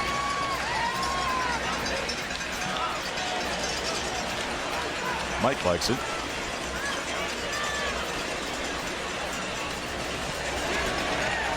Damian Ramos puts it through. Daniels has 54 yards rushing in that rushing touchdown. 286 yards passing on a nearly flawless day and a couple passing touchdowns. And LSU is just coasting along, 34-7. When the first CFP rankings came out last year, that's right, they were number 1. Rightfully so. Jubu Griffin, they could use something from Griffin. He's one of the best in the country in the return game. Gives them a little bit of hope before he is run out at about the 37-yard line. Well, the defense for LSU really has been dominant in this one, and it's been up front in the trenches, creating problems. Savion Jones here doing a nice job getting pressure on Will Rogers. They've been able to stunt, loop, twist. They've blitzed at times. Harold Perkins coming off the edge. That time, Wingo, 4 sacks in the game. And, Joe, if you take away Woody Marks' long run, really not a lot of yards for Mississippi State in this one. He had a 52-yard run. He only has 66 yards rushing on the day, but he had one single 52-yard run. So they only have 70 yards of offense beyond that as Seth Davis now comes in, the true freshman at running back. Rogers, that is tipped at the line. And the diving effort by Greg Penn, but he couldn't come up with the interception. Big Mason Smith getting his paw up in the air, and he's a guy they need to have healthy and on the field. He missed last year after suffering an ACL tear on the first series of the season, was suspended the first game of the year, but that dude is a force. At 315 yards, he's good against the run. He can also collapse the pocket. He was the #1 rated prospect coming out of the state of Louisiana 2 years ago for a reason. He's the real deal. Mike Wright is in at quarterback now, the transfer, and they're going to go a little razzle-dazzle to Griffin as they try to reverse it, and Greg Penn says, you will not do that. Kevin Barbay, the offensive coordinator, has a play sheet, get it to him plays, where no matter what, number 5 is going to touch the football. And you just got to do what you got to do to put it in his hands. It's a better job by LSU's defense, though, of playing with really good eye discipline, beating blocks, and an awesome job by the middle linebacker, Penn, making a play. Remember, Omar Spates, who was all Pac-12 and then transferred to LSU, out injured today. So Greg Penn getting quality time and doing his job. Here's a 3rd and 9 with Rogers back in. Has time, but overthrows the intended target, Thomas. Yeah, Will Rogers has just not looked like his normal self. And I know it's a brand new system offensively, but a lot of throws, Joe, have gotten away from him too.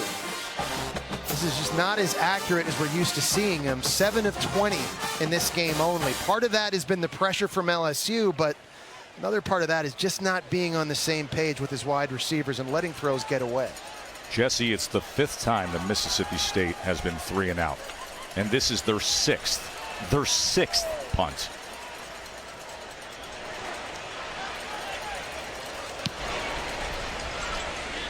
Crimmins drives back Clayton all the way to the 9-yard line. Clayton on the return, and he's able to keep his balance somehow as he works his way to the 24. Jaden Daniels has had a day, Joe. You've been calling his name a lot in this game for good reason, too. Showing you his poise and his experience. The 5th-year senior early. Nothing open. No need to freak out. Find Diggs as a check down. Here's a great play against the blitz. Finding a completion to Neighbors. When you get the one-on-one matchups with receivers versus safeties, you take those shots, anticipating these deep throws. Getting it out early, air under the ball, making it easy for his guys. Boring us with those completions, Joe.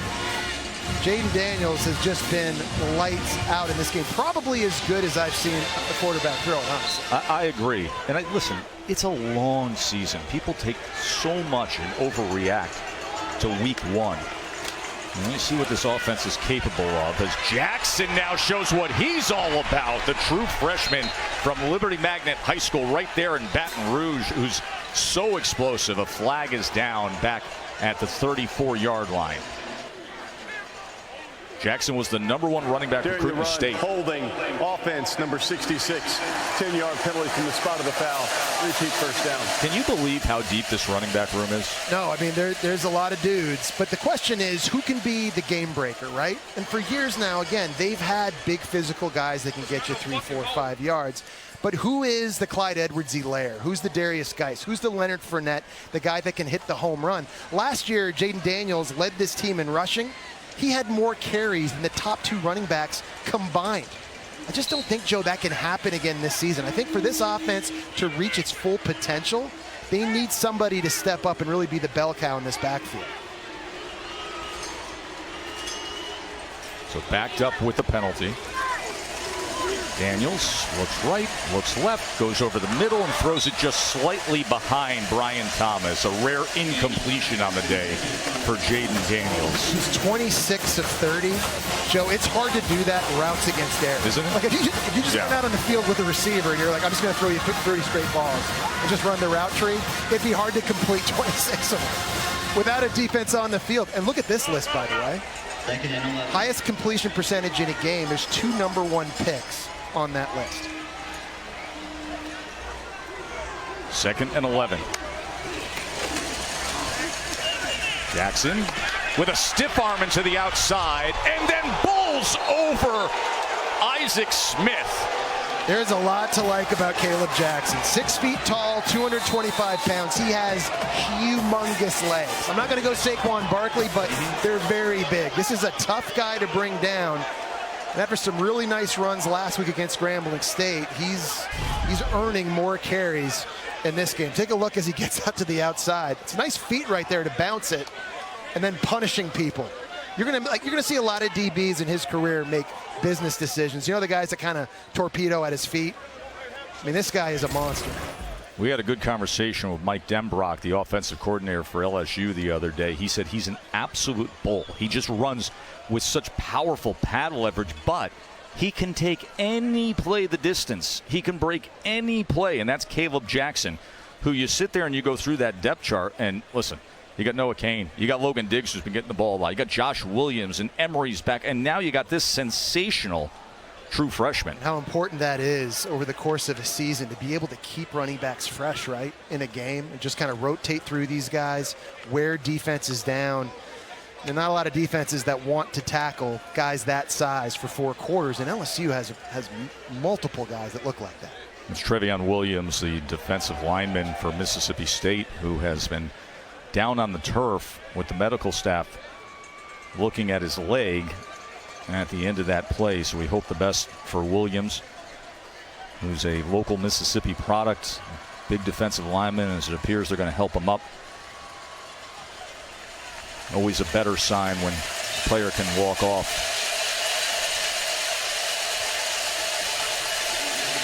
Now let's remind you what's coming up next Saturday on the SEC Network. At noon, it'll be Kentucky and Vandy. Tennessee, of course, got Florida. Then they come back next week at 4 o'clock against UTSA. Charlotte and Florida will be at 7 o'clock. And this Mississippi State team will be up against South Carolina in prime time. SEC Saturday night next week at 7:30 p.m. Always a great day from start to finish on the SEC Network, including watching SEC Final to wrap up the day with the guys. First down, Daniels.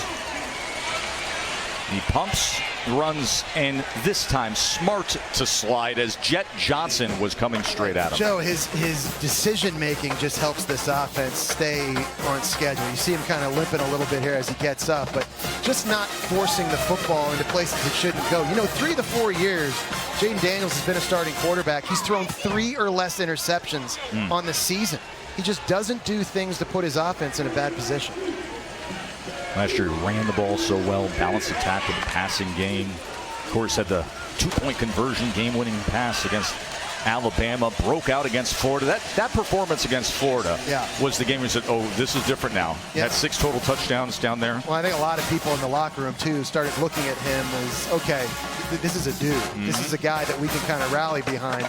And when you make plays like he did late in the Alabama game to win, I mean, there's a reason why a lot of people predicted LSU would be in the college football playoff this season. They've got a lot of talent back. They're a 10-win team from a year ago, but I think number 5 at quarterback might be the biggest one. Final seconds here of the third quarter with LSU in complete control. 3rd and 3. Quickly to the outside, and another first down on target to Malik Neighbors. Another catch for Neighbors as he has 12 catches for Neighbors. 14th ranked LSU, looking exactly the part of what everybody thought they would be going into the season. 34-7 on the road in Starkville.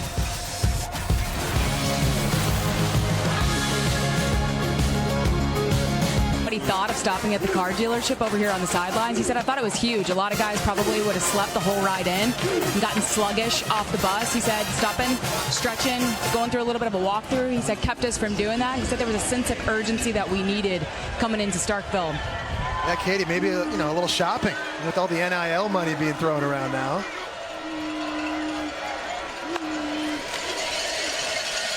Jackson, fresh legs in there, but he's met by Jet Johnson with the tackle. You know, we talked to Brian Kelly about this scenario. BK has seen everything. He's coached for 34 years at every level of the sport. He's like, listen, I had days where I flew in the day of a game and played a game. I've had days where his team had to take a 9-hour bus drive to play a game. So he knows how to handle this. At all different types of levels, and you got to be impressed with just their readiness, I think, mentally to come play this game in a tough environment. I think you've learned a lot about the mental toughness of LSU.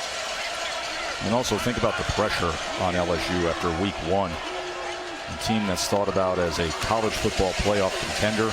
3rd down and 2. Jaden Daniels, he will spin for the first down. So what happens, you play a game like that, you lose week 1, which happened last year. You still made a run to the SEC West. But now you're talking about a different beast, an LSU team that's a national title contender, which means every week following that is complete pressure. Yeah, sometimes you're just a victim of your own success. And after 2 years ago finishing last in the SEC West Division, Brian Kelly turns them around to 10 wins. You beat 2 top 10 teams in Alabama and Ole Miss. You win the division, and now the expectations are huge. Everybody in Baton Rouge, LSU fans all over the country expect this team to dominate week in, week out. Daniels checks at the line and widens out the receivers. And then quick drop back and gets it to Thomas, who goes ahead for 8.5 yards. Late flag comes in as Ellington made the tackle on Thomas. Yeah, I think somebody's helmet came off, and I just saw a white helmet just rolling back towards the referee. I think that was Deontay Anderson.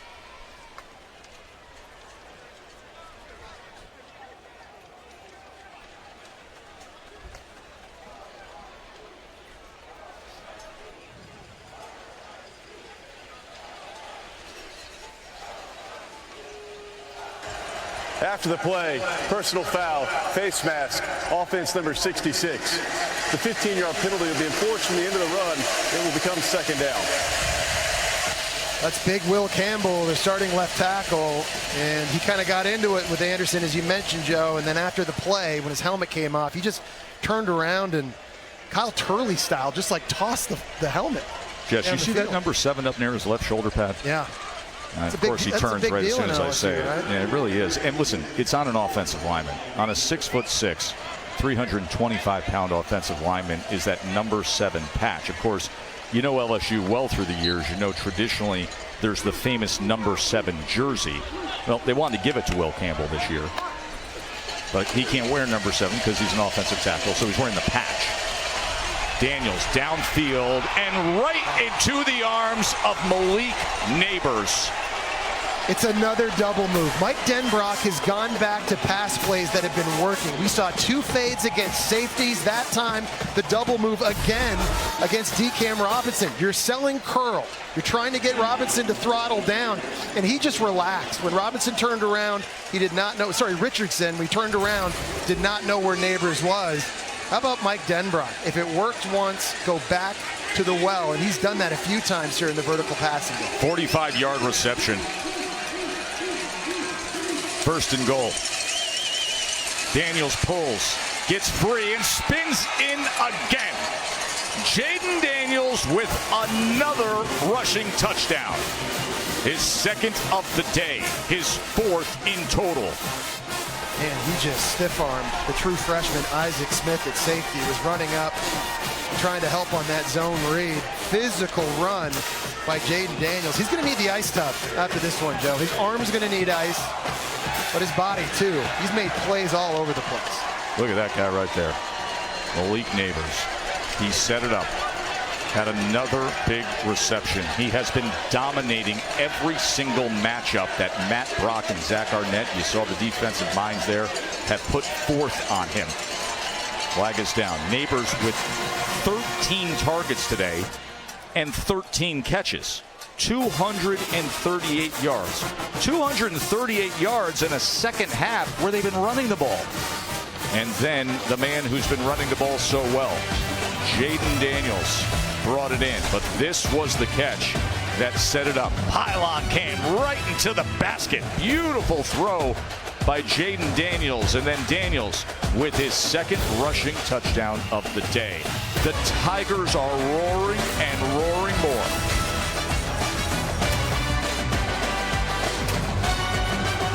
League ESPN College Football is presented by Zales. Saw the back of Malik Neighbors.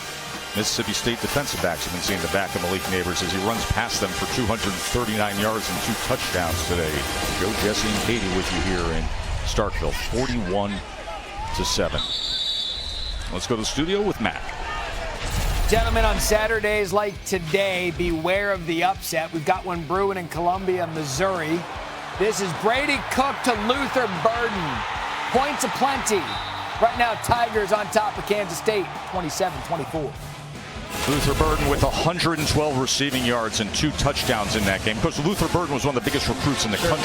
You got to remember, though, K-State, they've got Will Howard at quarterback. And I know a lot of people talking about Texas now in the Big 12 after beating Bama. And Oklahoma's looked a lot better this year. But K-State's the defending conference champion, and Will Howard has been clutch. Will Rogers only 7 completions on the day as he quickly gets it to Griffin, and Griffin can't find anything. And when you talk to the Mississippi State coaches this week, they said Griffin and Marks have to have explosive plays. There's only been one by Marks. But it's hard, Joe, when you can't drop back and throw a ball 40 yards downfield to make a play the way that Malik Neighbors has been doing all game long, right? And Mississippi State just doesn't yet seem to have a guy that can stretch the field and take the top off of defense. Ball's bobbled, and down he goes again. As Rogers has been put down 5 times. That was Parrish Shands who was there on the play. Parrish Shands, who's originally from Toronto, That's Jesse. right. He was a member of Team Canada's U16 basketball team that went up against future NBA players. Then he went to boarding school in Connecticut at Loomis Chaffee before starting his career at Arizona. But he is a Toronto basketball player. I was going to say that the 6 is generally known as a hotbed for basketball. I'm sorry, the what? 6. OVO. Joe, you're not an OVO. Downfield, gets it complete to Thomas, who takes a big hit at the end of that. But 3rd and 16, and they're able to move the chains. Andre Sam brought him down. It's an incredible throw by Will Rogers. This is firm with an arc, over top of the defender, and the anticipation, and then an amazing catch by Thomas on the back end, taking a huge hit by Sam. That's the anticipation and timing that we're used to seeing from Will Rogers for years in the air raid. Rogers with time, and that ball could have been complete as Sam was closing hard again on Freddie Roberson. And I think that time, unlike the previous throw, Will Rogers just held on to the ball a little bit too long. That deep crossing route was opening, and that's one that Will Rogers has to get rid of right now before Sam can play downhill and break that up. Phenomenal job at safety, but that's a play that they didn't have great timing from the quarterback. Such a challenge for Will Rogers with a new offense. Everybody around the program says, listen, he loves the challenge because he's a football studying nut. So whether it's the formation varieties, the new run schemes, the pass protection, he's been eating it up. It just comes with certain difficulties when you play elite talent like this. Yeah, and remember, he was playing in an air raid offense since high school. So this is a whole new thing for him. It's new for Zach Arnett. It's new for these receivers, the running backs. What about the offensive line? Well, I think that's the biggest I think so challenge. too, from a position group. Now you're playing with tighter splits. You're in a 3-point stance. You've got so many more run plays and pass protections to know and memorize. And you're getting used to D-line playing you different. For years, these guys were up the field 90% of the time expecting pass in the air raid. Now they're playing the gap. Pittman with the carry as he spins ahead. It was Jeffrey Pittman who last week in overtime against Arizona had the go-ahead and game-winning touchdown. It was a 29-yard screen pass for a score. So, Joe, it's not just Will Rogers. It's everybody in this offense trying to get on the same page as quickly as they can. And at this point of the game, down 41-7, I think if you're Kevin Barbay, the offensive coordinator, you're just coaching him up, coaching him hard, trying to get these guys reps. It's a very long season. They're going to make strides. They're going to take steps, and hopefully next week in their next game against South Carolina, put on a better performance. Too much of number 83 out there. Keelan Crimmins punted 7 times. Clayton secures it near the 15-yard line. Under 10 minutes to play. And as LSU's in complete control, I'd expect Mr. Nussmeier to be playing quarterback when we come back. Shocking, tragic loss of Coach Mike Leach. Bracky Brett was the gentleman who was the interim AD at the time, and he talked about that if they didn't hire Arnett from within and with the trust of the players, thinks it would have set the program back a few years. Garrett Nussmeier in at quarterback now for LSU. Caleb Jackson in the backfield with him. Nussmeier's going to pass it right away as they get it to Brian Thomas. Katie.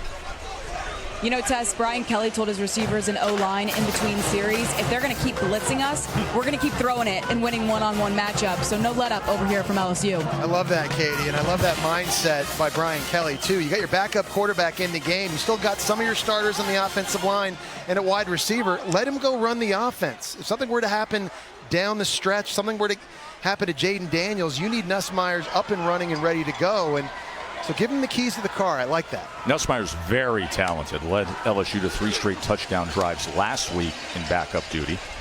Throws the out to the far side looking for Hilton. His father is Doug Nussmeier, the former play caller at Washington and Bama and Michigan, Florida, and quarterback coach with the Cowboys. He was a great college quarterback at Idaho. Justin Herbert now. Yes. Yeah. Chargers. Garrett's mom is a Louisiana native. even though he played his high school ball at Marcus High in Texas. 3rd down and 3.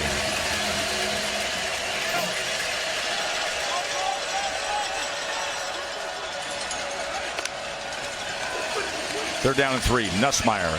That is incomplete as he was trying to get it to Pimpton. Matt?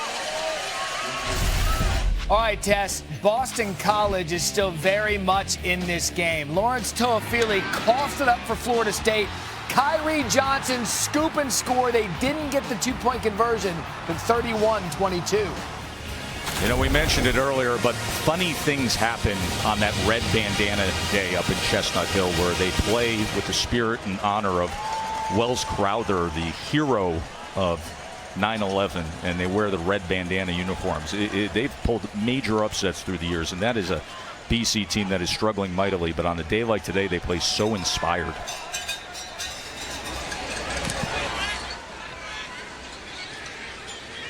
First LSU 3 and out, and it comes with a 41-7 score and 8.5 minutes to play. Take a short break and be right back to Starkville.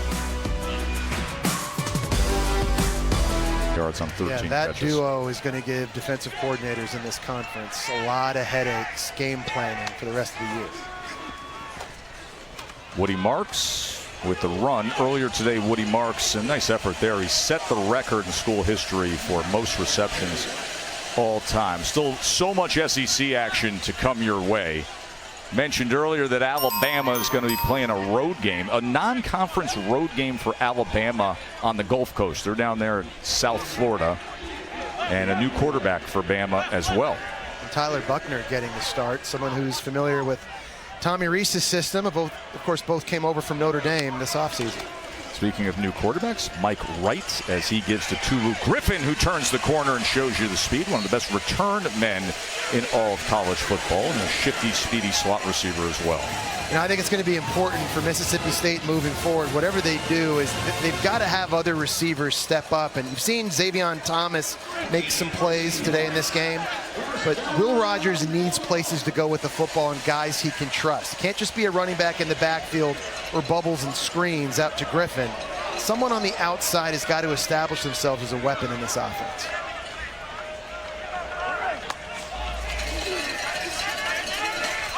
Rogers with a lot of time going to take a shot, and it is incomplete as he was looking for Tulu. I don't know if Tulu was sprinting full speed or if he thought he was going to get the ball on this play. He's running a deep cross, and it just kind of seemed like he was jogging a little bit on the back end. He's going to be coming from the right side. You see number 5 there. It doesn't seem like he's running that hard. It seemed like Will Rogers was really intent on that being his primary target. It's just another example, Joe, just not being on the same page in the passing game. Seth Davis out of the backfield, gets it in stride, and scoots ahead for a first down for State. Whit Weeks was able to push him out.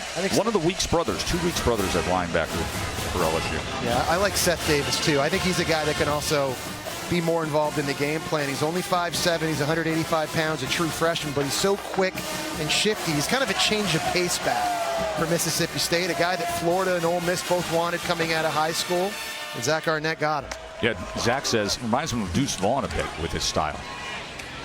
Incomplete as he's trying to find the aforementioned Davis inside the 10-yard line. Well, right on cue, Joe. That's right. Because that's what we used to see Deuce Vaughn do a lot, right? Come out of the backfield and run these seams. This playbook is going to continue to open up, but Kevin Barbay, he is handcuffed right now because his players only know so much, and there's just so much new terminology. Just getting guys lined up and getting the play communicated right now is not a gimme. So as the season goes on, you'll start to see this offense, I think, flourish and blossom, and you'll see some new names and faces making more plays.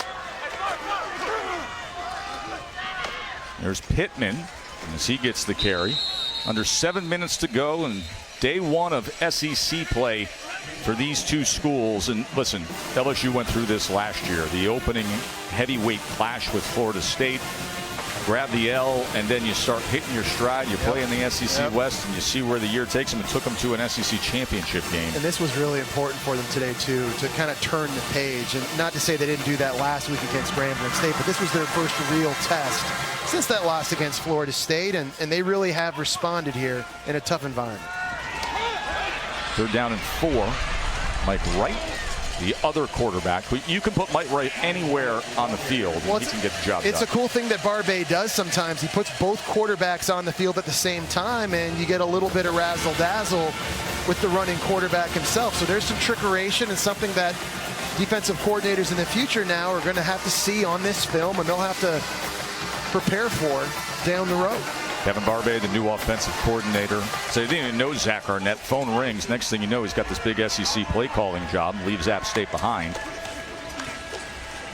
Seth Davis, as he works his way inside the 10-yard line. I got to say, too, Joe, I do give Zach Arnett a lot of credit. I do, too. Because he's doing this thing his way. Yep. It would have been easy to sort of stick with the air raid offense, especially when you got Will Rogers coming back. He wants to be a physical offense. He wants to run the football, so he brings in Kevin Barbet to do that. I think Zach Arnett understands, look, I'm 36 years old. I've got a golden opportunity.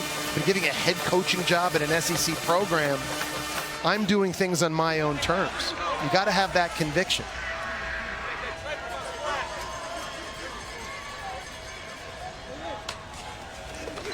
Rogers on 2nd down goes underneath and tackled right away was Tulu Griffin.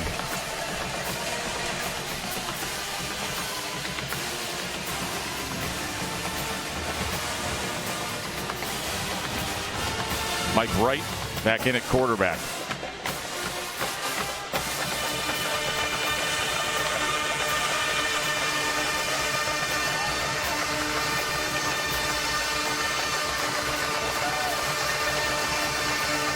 Third down. Can get a first down at the 1-yard line. Here's Wright.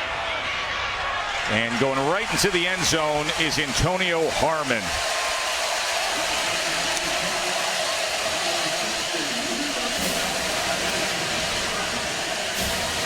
This is kind of a 4-yard touchdown for Harmon. Yeah, sorry, Joe. This is kind of a similar play to what LSU did earlier. It's essentially triple option football. You're going to have this. Quarterback keeps it here, or you get the tight end this way. And the ball can be in 3 different places at virtually almost the same time. It's a really good decision. And you see the speed there. Nice job by Wright. 6'4" in those long strides, getting outside, contained for an easy pitch and catch to Harmon for a touchdown.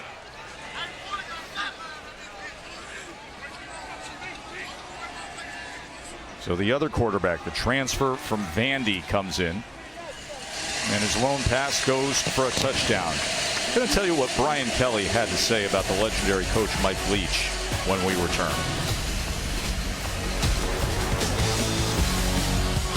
Back in the Spurrier era. But, you know, not a lot of games that jump out at you. This is always the game as fans of college football. You go sleepwalking, as we're seeing today with Florida State on the road and a tough one with Boston College in their hands full. Just never know, Joe, in college football. It's that time of the year, start getting in a conference play. And the schedules move on, and, you know, coaches that know each other very well, players that get up for these games, as LSU did clearly at Mississippi State. They got Arkansas, they got Ole Miss. It's that time of the year where you start turning that corner, things heat up. Can you believe week 4 next week already? I know, it's amazing. You know? And then it's Golden Bachelor time for everybody. Oh, that's right. Get Gary ready. Gary is so ready. Loaded.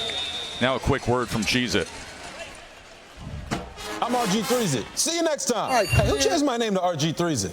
Me? It's a great combo. Like college football and Cheez-It. You like? You cheddar believe it. And how will college football fans feel? They're gonna be feeling the cheesiest! Woo! 117th meeting between LSU and Mississippi State. LSU's played State more than any SEC opponent. As Garrett Nussmeier is in for Brian Kelly's team, playing quarterback. Jaden Daniels had a record-setting day today. We'll talk about that and give you some historical perspective in a moment. As Noah Kane takes the carry. And speaking of perspective, we were able to have a conversation with Brian Kelly this week about Coach Mike Leach. Of course, his memory forever thought through here at Mississippi State, the shocking loss last December. I thought it was very interesting what BK said about Coach Leach. Everybody has something to say when it comes to the personality or the scheme. But he said, how about the fact that he allowed for so many more players to actually play the sport of football? Linemen that otherwise wouldn't have fit the mold of what we knew offensive linemen to be recruited to. The slot receivers, the running backs who were in space and receiving running backs.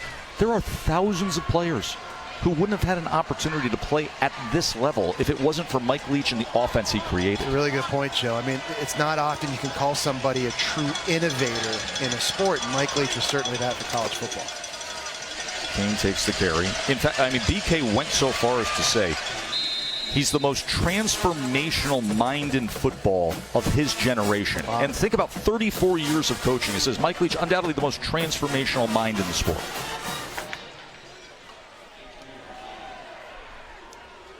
Final 3 minutes here in Starkville. Listen, we know LSU's got a ton of talent. We know what they bring to the field. But when you come on the road in this conference with an early kick and you perform that well right from the start, it's a big accomplishment. It's important, Joe. And winning this game, not as much to do with the national championship picture of the college football playoff, but it's just getting the confidence and the mojo going. Because when you take a look at their schedule and what they have coming up, I mean, they've got some wars week in, week out.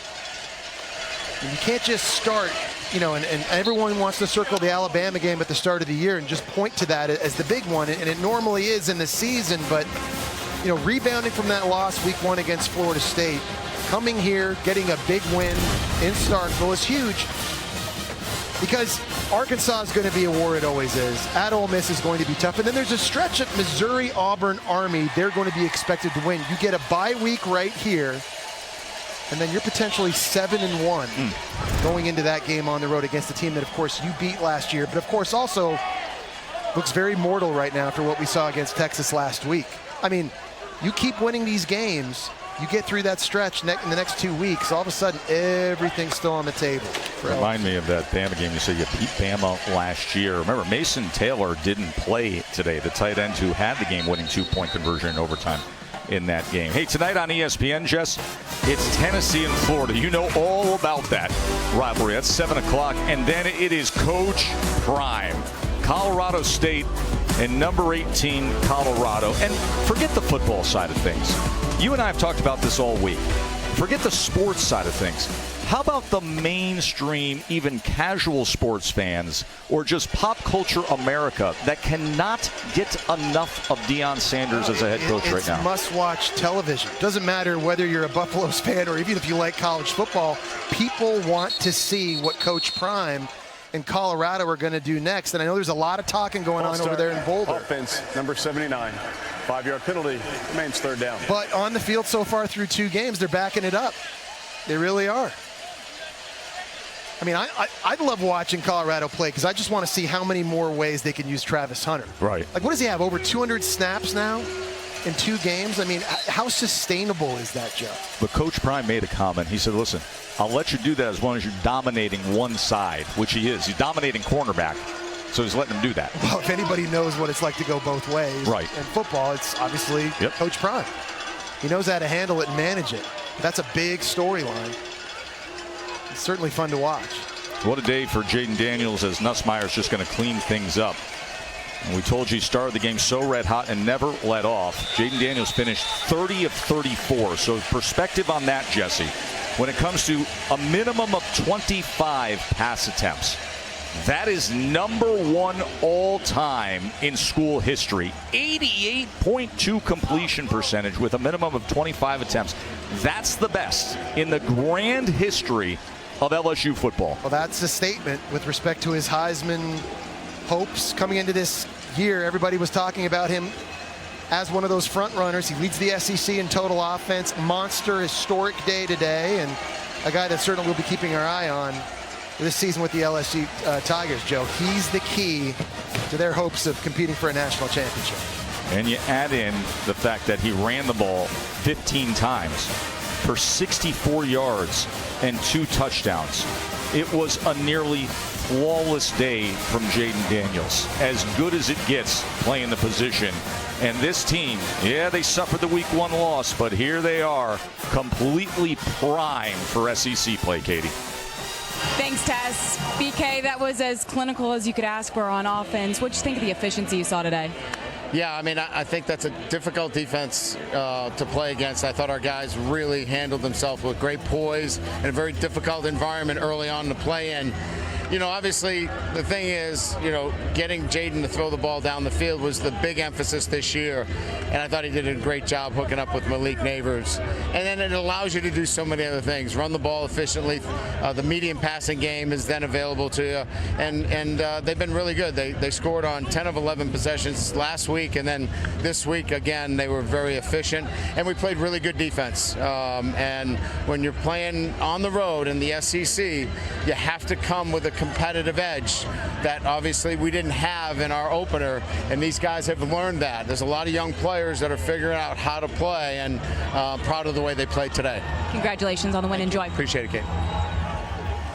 Daniels 361 passing yards and 2 touchdowns, the 2 rushing touchdowns. The other big story of the day, Malik Neighbors, 13 catches, 239 receiving yards, and 2 receiving touchdowns. A big day out of